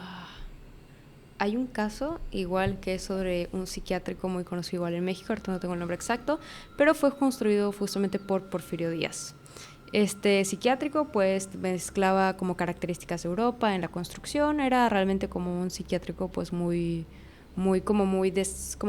diferente a la época, ¿no? Entonces, pues bueno, al inicio pues todo empezó a marchar con relativa normalidad, pero después ya empezaron a llevar a gente de la calle porque querían deshacerse los vagabundos que habían pues en México, entonces lo empezaron a llevar a este psiquiátrico y pues bueno, ahí supuestamente los empezaban a tratar pues de enfermedades que luego ni tenían, así como también a lo mejor ciertos que estaban en la calle, o familias que estaban en la calle, y se dice también que hasta el papá de Juan Gabriel llegó a ingresar a este psiquiátrico.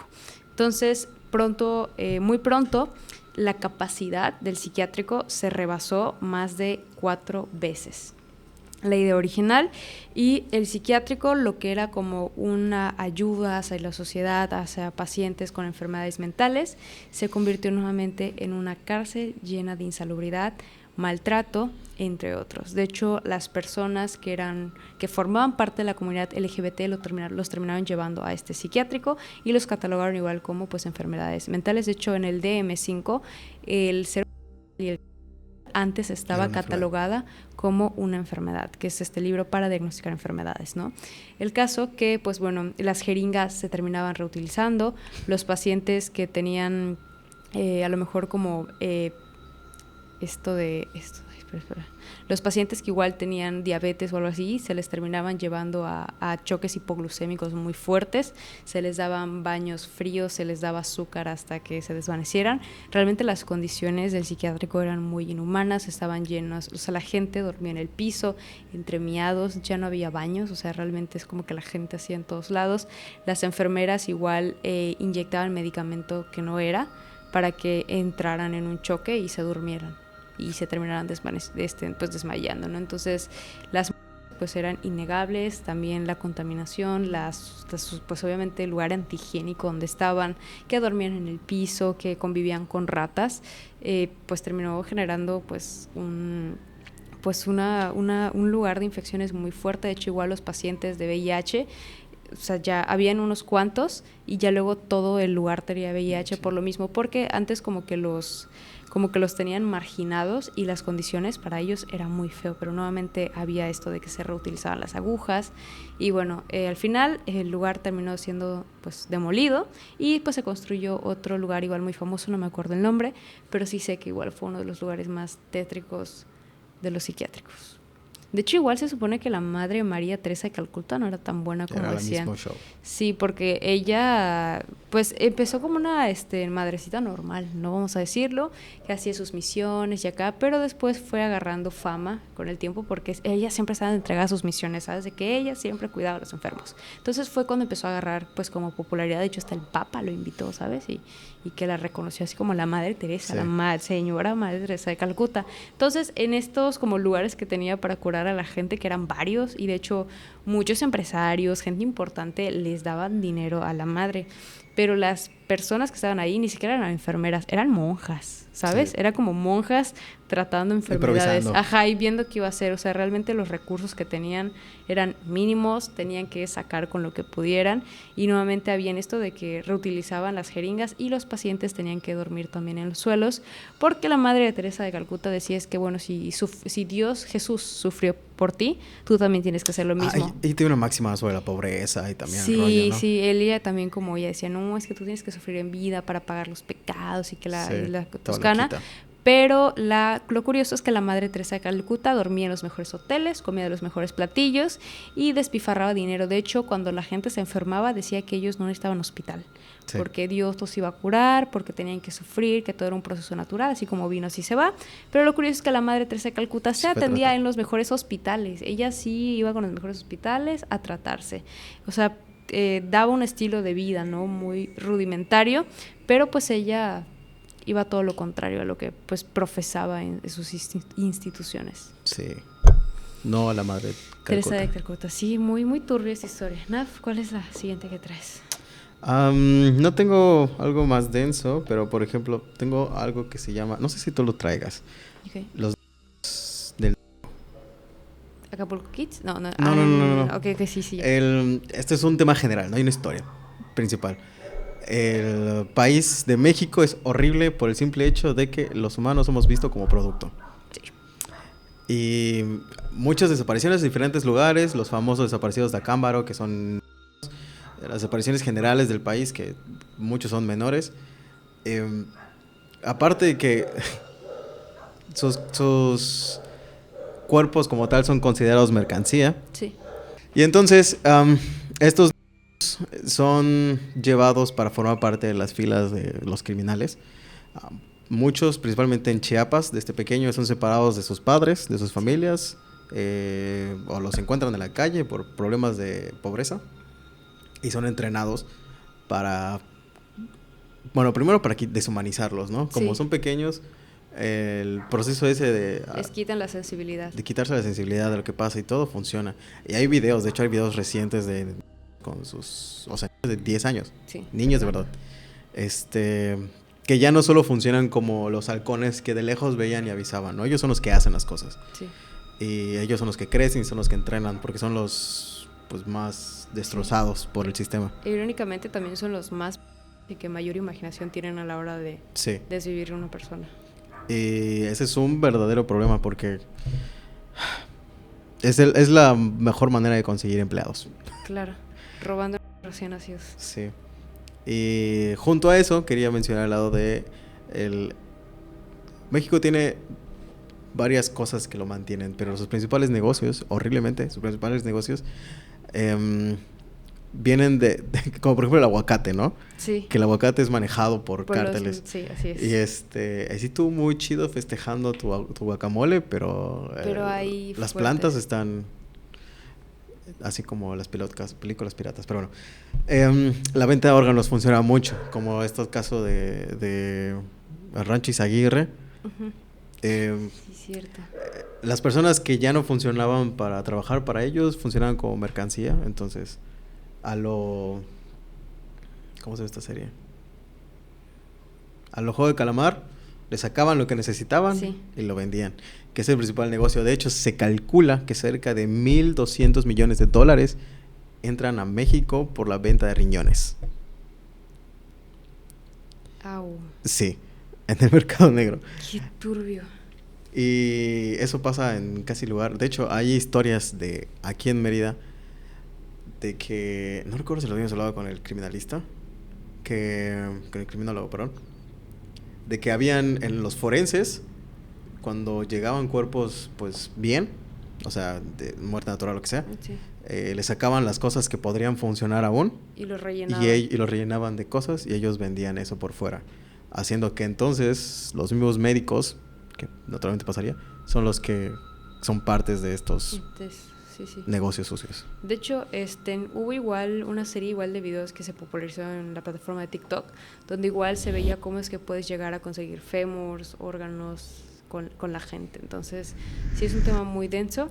Y a partir de este momento, el siguiente contenido va a ser exclusivamente para miembros del canal y vamos a hablar sobre el monstruo de Iztapalapa, que igual es un caso muy fuerte que involucra el fallecimiento de una persona que priva de la libertad, y vamos a hablar también sobre algunas historias que se encuentran que se cuentan del metro de la Ciudad de México, especialmente en la línea de Chabacano. Okay. No olviden que si quieren tener acceso exclusivo a miembros, porque tenemos material adicional, tenemos videitos, recomendaciones, también tenemos audiolibros, pues bueno, pueden unirse desde 30 pesos al mes en adelante, así como también hay un nivel donde pues podemos hacer una lectura de cartas personalizada y también podemos platicar más a chisme, y pues nada, ahí está. También de hecho algunos miembros están en el canal de Telegram, entonces igual a veces es más fácil acceder canal de Telegram por ese medio, y pues bueno, puedes checar los diferentes beneficios que tiene unirte a miembros del canal. El siguiente caso que te traigo es igual bastante conocido, que es el monstruo de Iztapalapa.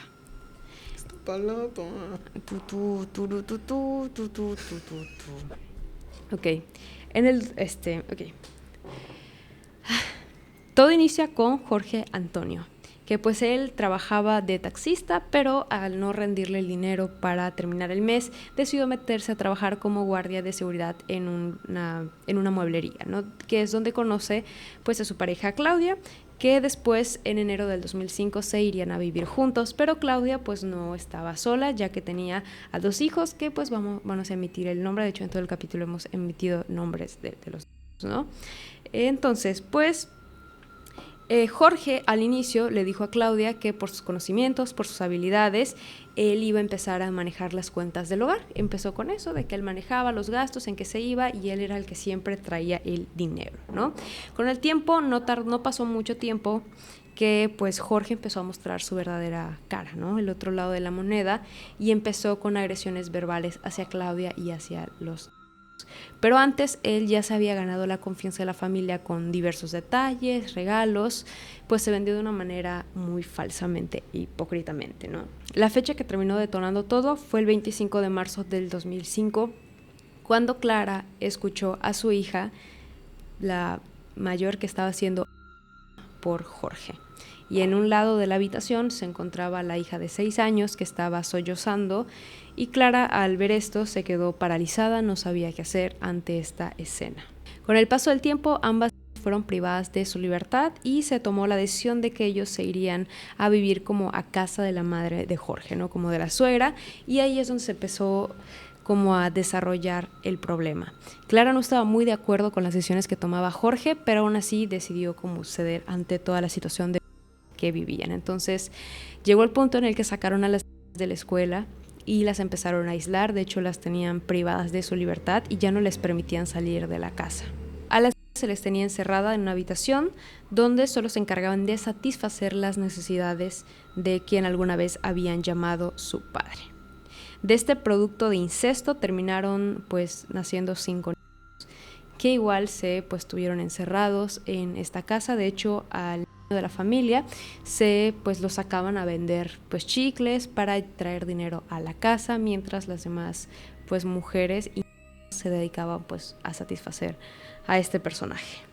El pensamiento que le vendía Jorge a la familia es que todas las mujeres del mundo exterior estaban completamente locas y no habría razón de salir, y que ellos estaban pues bajo su protección de Jorge. Luego, con el paso del tiempo, una de las buscó cómo salir de esto y acechó por una ventana y empezó a pedir ayuda por la situación que estaban viviendo, y fue cuando Jorge la vio, y cuando entró agarró un tubo de metal y le pegó en la cabeza. Cuando le pegó, obviamente terminó pues pereciendo de la vida, y en su desesperación Jorge lo que agarró fue intentar como reanimarla, revivirla, pero obviamente sus esfuerzos no dieron frutos, y lo que hizo es que puso a una bebé pues como en su pecho, pero pues el bebé igual terminó falleciendo por asfixia. Al final lo que él hizo desesperadamente fue cavar un hoyo debajo de una cama muy vieja que tenían y ahí enterrarlas. Pero con el paso del tiempo obviamente el hedor empezó a aumentar más y más y más, y era algo que ya no podían controlar. Entonces Jorge decide llamar a su hermano para que pues bueno, lo ayude a deshacerse de los cuerpos, y en la carretera de México-Puebla es donde tiran los cuerpos de pues la mujer y del bebé. Pero pues no fue hasta el 2011 que realmente Clara es quien decide denunciar toda la situación de que vivían. Y pues bueno, te digo, esto fue, imagínate, del 2005 a 2011, fueron muchísimos años que la familia estuvo ahí, ¿no? Durante este proceso. Al final a Claudia se le declaró como una víctima de situación de violencia, y pues realmente como se le deslindó de los cargos, y pues bueno, al final a Jorge lo terminaron condenando, y hay diversas entrevistas de él donde le preguntan cómo es que acabaste con la vida de la mujer, y dijo de una manera muy burrona, con una sonrisa, como si realmente estuviera diciendo algo muy muy gracioso, dice: las autopsias se los dirán, mientras se carcajea. Realmente el señor se muestra con una actitud muy cínica ante lo que está pasando, y tiene completamente desorientado de la realidad, ¿no? Entonces, pues bueno, este fue el caso del monstruo de Iztapalapa.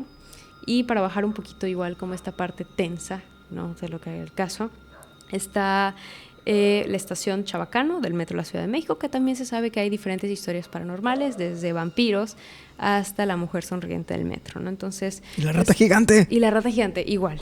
Se supone que en la estación de Chabacano hay una que está pues como que perdida, y la ves con el trajecito de uniforme a altas horas de la noche.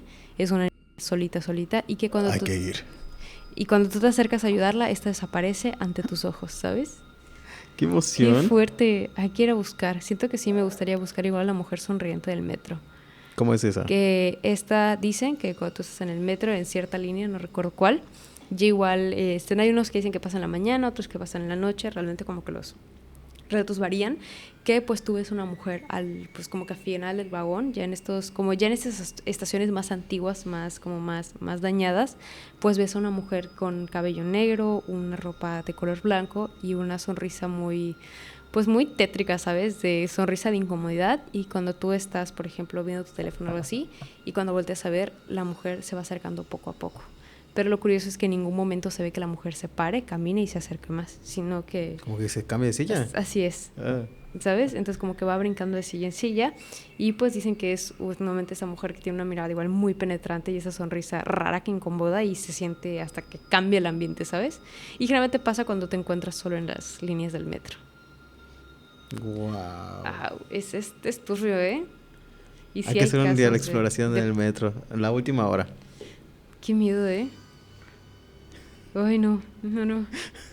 Sí, he escuchado, hay unas historias como medias alternas de... Creo que en metro, el que está cerca de Bellas Artes, cuenta que hay unas puertas donde ven como personas como vestidas de un uniforme que entran a una especie como de oficina que está en la estación. Pero que no es como una oficina de limpieza ni de seguridad, sino que parece como un pasillo hondo donde llegan este grupo de personas que hablan un idioma como alemán y como si fuera como un acceso a algo diferente. Wow. Sí. Qué fuerte. Naf, ¿qué historia tienes? O caso. A ver, tengo uno. En la colonia Guerrero, en el corazón de la Ciudad de México, está José Luis Calva Cepeda. Luis no era un hombre cualquiera. A simple vista parecía un soñador, un escritor con aspiraciones literarias y un rostro común para no llamar la atención. Pero dentro de él, algo muy oscuro se gestaba. Decían que escribía sobre el amor, sobre el dolor, sobre la soledad, pero nadie sabía que sus palabras eran un eco de lo que atormentaba a su cabeza, a su mente. Todo comenzó con la desaparición de Alejandra Galeana, una joven madre que trabajaba arduamente para mantener a sus hijos. Su familia la buscó desesperadamente, pero no habían pistas. Entonces fue cuando la policía llegó al departamento de José Luis. Un lugar que a primera vista parecía un lugar de artista. Habían libros ordenados, papeles llenos de garabatos, una máquina de escribir, pero había algo que no encajaba. Había un olor, un hedor, penetrante que no podía ser ignorado. Los agentes, con un nudo en el estómago, comenzaron a buscar y abrieron el refrigerador y encontraron carne. Pero no era carne ni de res ni de cerdo. Después de ser analizada, revelaron que era humana. Cuando le interrogaron, su mirada era fría, vacía, pero su boca no paraba de hablar. Decía que amaba a sus víctimas, que las inmortalizaba en sus escritos, que las llevaba consigo al consumirlas. Para él no eran simples cuerpos, eran parte de su arte, de su esencia. Sus palabras eran tan perturbadoras como los actos que había cometido. El famoso caníbal de la Guerrero. Pero mientras todos hablaban de él, José Luis permanecía en su celda escribiendo y escribiendo, como si las palabras pudieran redimirlo.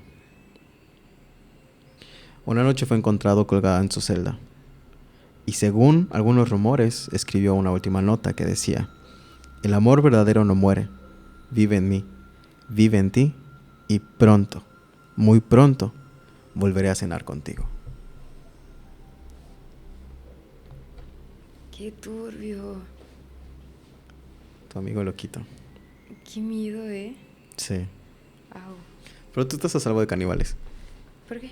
Dicen que no les gusta la carne que tiene tatuajes. Sí. Así que tatúense. Raíces. De hecho, se supone que los tatuajes y perforaciones ayudan a que seas víctima de trata de personas. Por lo mismo, porque a los compradores no les gustan que... A que no seas trata. Ajá, claro, y aparte es más fácil de identificarte. Reconocerte, sí. Qué fuerte. Hablando del tema de comida humana, hay como una leyenda popular, ¿no? Que dicen, los tamales de carne humana fuera de la línea del metro, ¿no? Entonces, pero realmente hay muchísimos casos que se han dado sobre tamales de carne humana. Uno de ellos es sobre una señora que sufría, pues, de doméstica.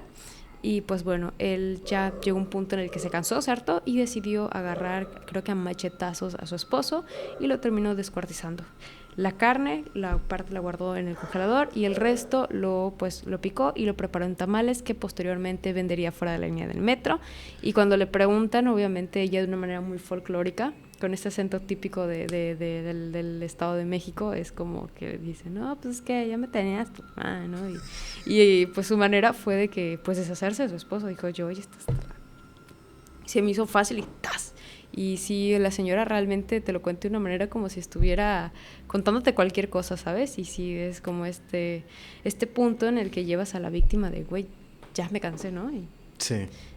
también hay otro caso de un señor que igual desvivió a su esposa, nuevamente la descuartizó y la vendió también, que afuera del anillo del metro de Limoneros. Igual pues ahí vendía los pues, tamales de carne de su esposa. También hubo otra mujer que igual vendió pues, carne humana, ¿no? En tamalitos. Qué denso. Qué fuerte, ¿sabes? Es como, dame uno de rajita. Que bueno, existen los grupos que un día estará padre ver a caníbales. De estas pocas culturas caníbales que aún existen. Sí, sí. Que Tienen como... No comen cualquier carne humana. Tampoco es como claro. que llegues y te toque. Es como a sus líderes agarran y consideran que comérselos es como adquirir su sabiduría. Ajá. Y sí, pero bueno. Ok, de hecho, sí, hay una tribu, de hecho, muy, muy lejana de África, o sea, del país, ¿no?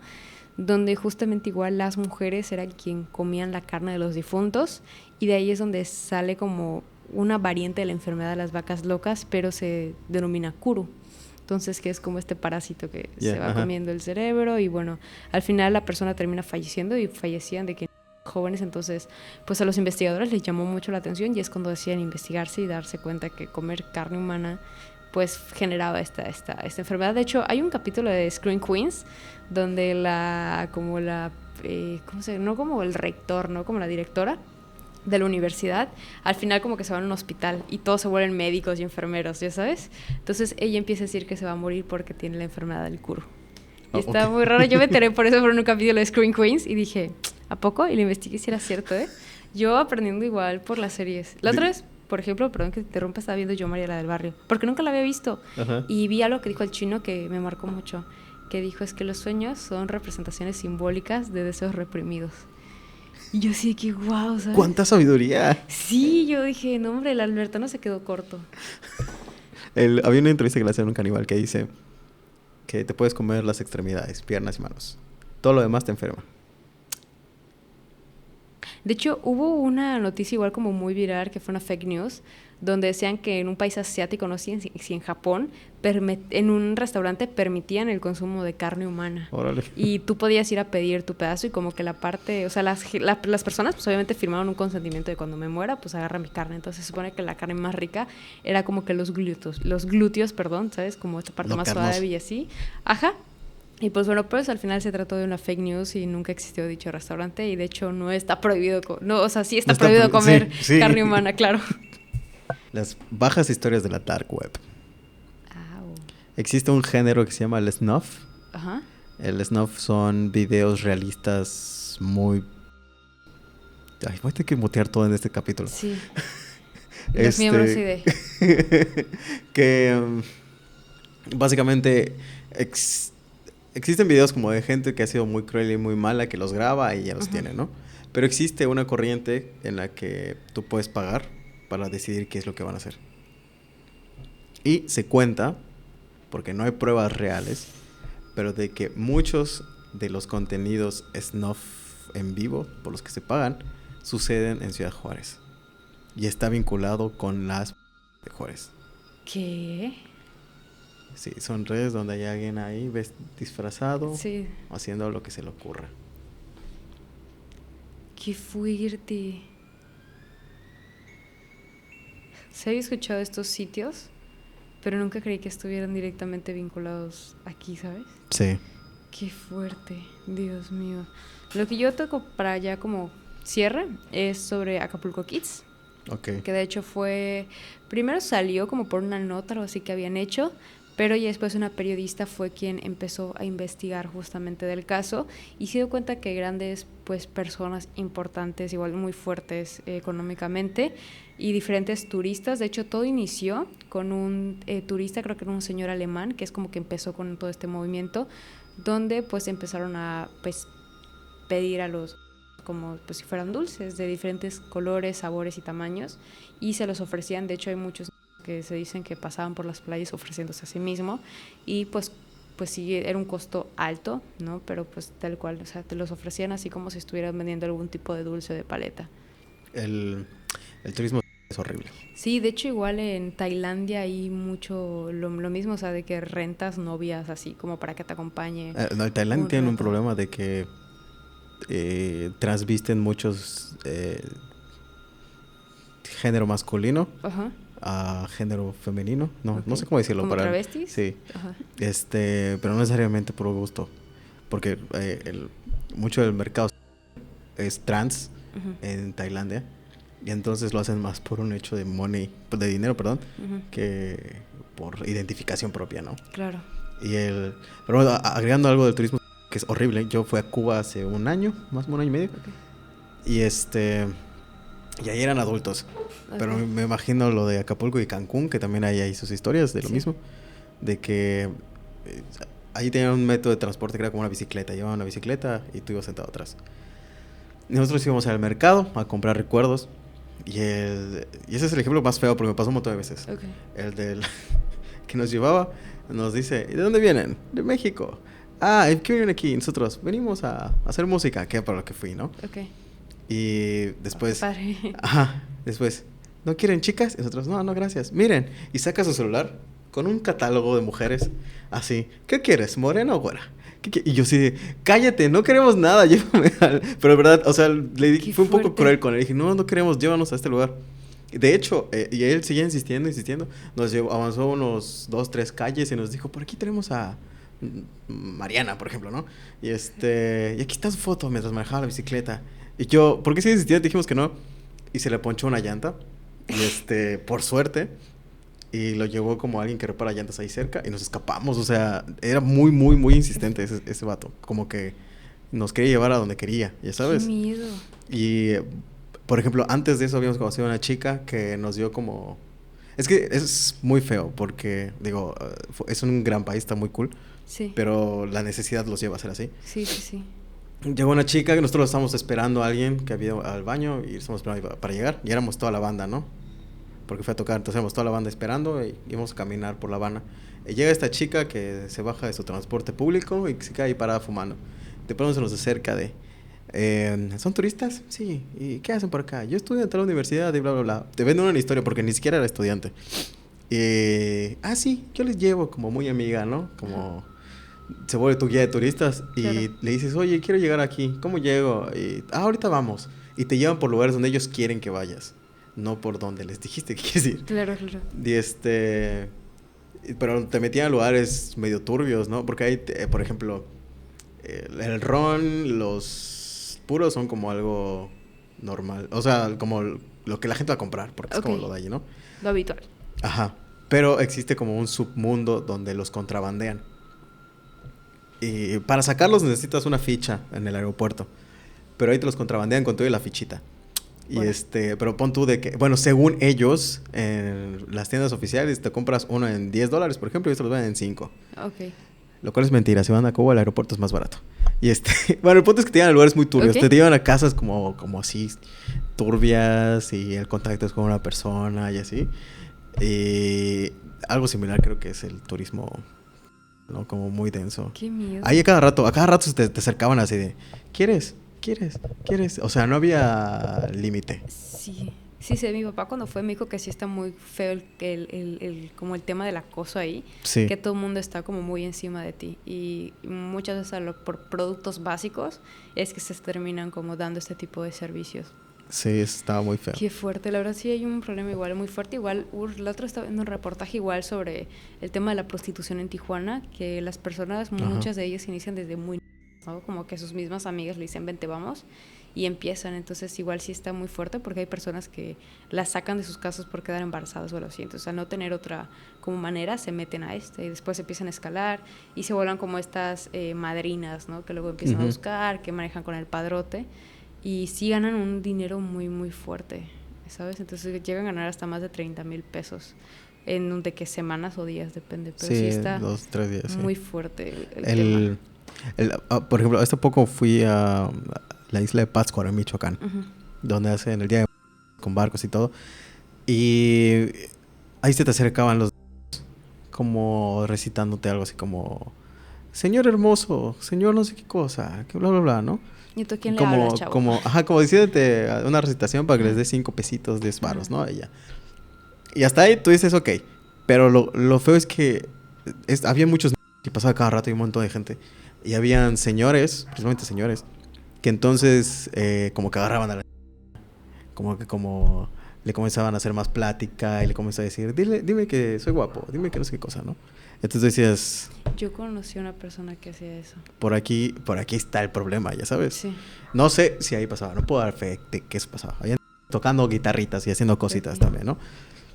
Pero los sufren mucho de eso. De hecho, muchos que crecen en familiar tienen por su valentía a escaparse. Sí. O gente que, por ejemplo, no se siente identificada con el género que nació, o cosas que no biológicamente. Que se escapa de sus casas y su único recurso, porque no tienen ningún estudio ni saben hacer nada más por límites, se tienen que dedicar a la prostitución y es un mundo horrible cuando no quieres. Pero sí, porque de hecho el tema igual está muy, muy feo. Igual en Chiapas se saben que igual estos son los mismos que te asaltan y así, ¿sabes? Entonces se pone muy fuerte. Igual, por ejemplo, a mí me tocó cuando fui a Veracruz, cuando fui al muelle donde fuimos a la parroquia, que yo creí que la parroquia era una iglesia, ¿sabes? Y yo fue de que, ¿qué parroquia más rara? ¿Y el padre? Ventanales, ¿no? Y gente tomando café. Yo dije, ahora. Y la misa aquí, como esta es la sangre de Cristo. Entonces fue muy raro. Yo creí que iba a ir a una iglesia, pero no. Cafetería. Entonces cuando salimos fuimos, no me acuerdo que fue uno de comprar cuaritos o algo así. Entonces habían cuando estaba yendo me dijeron, por favor no te separes de nosotros y pégate, o sea, por más que se quiera pasar un entre nosotros, no, tú quédate, mantente acá. Y les dije, ¿por qué? O sea, porque habían un buen de ambulantes, ¿no? O sea, vendiendo cositas, pulseritas, como lo muy típico. Dijeron, es que luego los se fuerzan a que se metan entre personas, o sea, si están agarradas se fuerzan y cuando se meten y te chocan es cuando ellos mismos te roban tus pertenencias. Entonces sí, igual el tema está como muy fuerte en esa parte. Sí, pero es un problema sistemático. Así es. No es culpa de los... No, son víctimas también. Víctimas de la sociedad, de todo esto que se sigue igual como perpetuando. Y qué denso, la verdad, qué fuerte. Y pues bueno, esto han sido algunos de los casos más impactantes, cosas que ocurren todos los días, otras de vez en cuando, pero se sabe que igual en México no ha habido diversos asesinos seriales que Jeffrey Dahmer se queda cortísimo a los que tenemos aquí en México. Entonces, si les gustaría que se haga una segunda parte de este capítulo, pues les agradecería que nos dejaran saber. Y también, Afte, ¿qué te gustaría decir para despedirnos? Que traten de cambiar el mundo para bien. Sí. Lo necesitamos. Así es, necesitamos más gente buena. Porque ya lastimosamente es muy raro encontrar a esas personas. A mí me pasó, por ejemplo, en el camión, yo sé que no tiene mucha relevancia, pero que me faltaba un peso, ya sabes, y le dije, disculpe, es que no tiene un peso que me pueda cambiar, no sé, algo así, ¿no? Sí. Y le dije, me falta un peso. Y la señora como que me dijo, no tengo, ¿no? Entonces, cuando me fui a acercar a la otra señora, le dije, oye, ¿será que me puedas cambiar moneda? Y que no sé qué, y cuando la señora me empezó a sacar, la otra me llamó, me dijo, así vente, ¿no? Y me agarró y me dio su monedita. Entonces, no sé cómo estuvo el rollo de que le di, y al final la señora me está diciendo, ¿y el peso que me ibas a dar? Es que no hizo el peso. Y yo así de que, yo de que, bueno, o sea, sí te lo iba a dar, ¿no? Pero siempre es como la costumbre, o sea, ayuda por mi parte, es que, güey, te hace falta para tu pasaje, o que yo no tenga, y es como que toma, güey, o sea, luego me lo dan, y es como, pues no, güey, X, ¿no? Algún día me va a pasar algo bueno, ¿no? Entonces, quiero yo creer que buscando sí un buen es, karma. ¿no? Ajá, ya sabes, buscando el buen karma, y pues digo, no. Pues generalmente es de que si te hace falta un peso o algo así, de que, ay, toma, güey, págalo, ¿no? O sea, y pues, son 12 pesos, ¿no? Al final. Pero pues, ajá, se me hizo igual bien rara la señora de que, y empezó. Y me pasó otra situación, yo sé que ya no tiene nada que ver, pero pues para los miembros, para relajarse un poquito. Lo que pasa es que yo estaba pues trabajando en una tienda departamental, que igual es historias que tengo que contarles por ahí. Entonces, yo pues en mi teléfono acá pues tenía guardado de que mis 20 pesitos, ya sabes, aquí 20 pesitos. Entonces, cuando yo saqué mi teléfono, el billete se resbaló y se cayó. Entonces, como yo estaba pendiente de mi trabajo, en lo que estaba haciendo, pasó una señora y como que chocó y se dio cuenta que el billete estaba en el suelo y como que me volteó a ver, me empezó a reír, agarró el billete y se fue. Y dije, qué señora tan chistosa, ¿no? Se le cayó su dinero. Entonces, y ya le digo, bueno, ya después de un rato empiezo a caer el 20 y digo, sí, yo tenía igual un billete parecido, ¿no? Y empiezo a buscar, yo tenía un ajolotito. No, porque era de 20 pesos, entonces empiezo a buscar. y no hay mi billete de 20. Dije, no puede ser. Y empiezo a buscar y me acuerdo, claro, cuando se fue a mi teléfono, justamente la señora se paró, me sonrió y se fue. Y le dije al guardia de seguridad, oye, cuídame esto, es que una señora se está robando mis 20 pesos. Entonces, pues sí fue así de que bien raro. Y yo le dije al señor de que, oye, dame chance, voy a ir a buscar mi 20 pesos porque esa señora, pues la clase lo está llevando, manita. Entonces yo me fui corriendo por todo el centro y ya la señora ya había agarrado calle, ¿sabes? Ya había agarrado carrera y yo me fui persiguiéndola. Y le dije, disculpe, es que esos 20 pesos que usted recogió son míos. Y me dijo, ¿y dónde? Le dije, es que se me cayó porque pues lo tenía en mi cartera. Y me dijo, ¿ah, sí? ¿Y dónde está tu cartera? Y yo le dije, pues es que uso de cartera mi fundita, entonces cuando saqué se cayó. Y la señora hacía regañadientes, como que me devolvió así como que, ¿ya sabes? Yo dije, qué birra, mi amiga, oye, no, qué fuerte, ¿sabes? No. O sea, el descaro de decir, ay, sé que se te cayó, todavía te sonrío y te digo, buenas tardes. Madre, híjole, lo que es de México es de los mexicanos, ¿no? Y yo dije, no, hombre, señora, qué... Fue raro, ¿sabes? Porque eran mis 20 pesitos de mi agua, ¿sabes? Entonces, chale, y en Mérida sí, se necesita. En Mérida está muy feo el calor, entonces sí fue así como de, señora, no friegue. ¿Por qué me lastimas? Sí, es mi primera chamba. Y usted me está robando, no se vale. Chale. Ay, no. Pero bueno, fue un capítulo interesante. Me gustó aprender más de cosas que no sabía. Sí, hay muchos casos muy, muy bizarros en México. Sí, yo ¿sabes? pensé otros nuevos. Sí, porque siempre están como los mismos, de que, los satánicos y que esto y que lo otro. Pero sí hay casos que ya no... Que no conocía, sí. ¿Sabes? Está, por ejemplo, el del luchador de Abismo Negro, que ni en cuenta de esto. Sí, yo lo había escuchado hace un tiempo, pero no me acordaba hasta ahorita. Claro, es como de... ¿Ya sabes? Pero pues bueno, Nafte, ¿cómo te podemos encontrar en tus redes sociales? Me encuentran como Vance en Rumbo para viajes. Y tenemos un proyecto alterno que se llama Expedientes Paranormales. Ay, sí, tiene historias ahí muy buenas de archivos clasificados de la CIA. Sí. Sí, la estuve echando, yo dije, puede ser. Me gustó el de las pastillas de drogas que les daban a las personas como experimento. Ah, sí. Y al final se terminó saliendo de control. Está muy bueno, vayan a verlo. De todas maneras les dejamos aquí como la pestañita para que vayan a checar el de archivos paranormales, expedientes paranormales. Y archivos paranormales. Entonces, también recuerden que si ustedes gustan mandar una bonita historia, alguna crítica constructiva, pues tienen su correo que es elhistoria666@gmail.com, donde pues nos pueden hacer llegar sus historias, sean suyas, de sus abuelos, de sus tíos, para que las narremos en este bonito podcast. También recuerda ponerme un pequeño título, la descripción de lo que va la historia y también la historia como tal. Y si te gustaría que esta fuera de manera anónima o no, también pues yo te diría, tómate tu tiempo de redactarlo, porque a veces por las prisas igual como que sale ahí medio chueco, entonces pues para que tenga más probabilidades de leer pues el correo, pues es como que los pasos a seguir.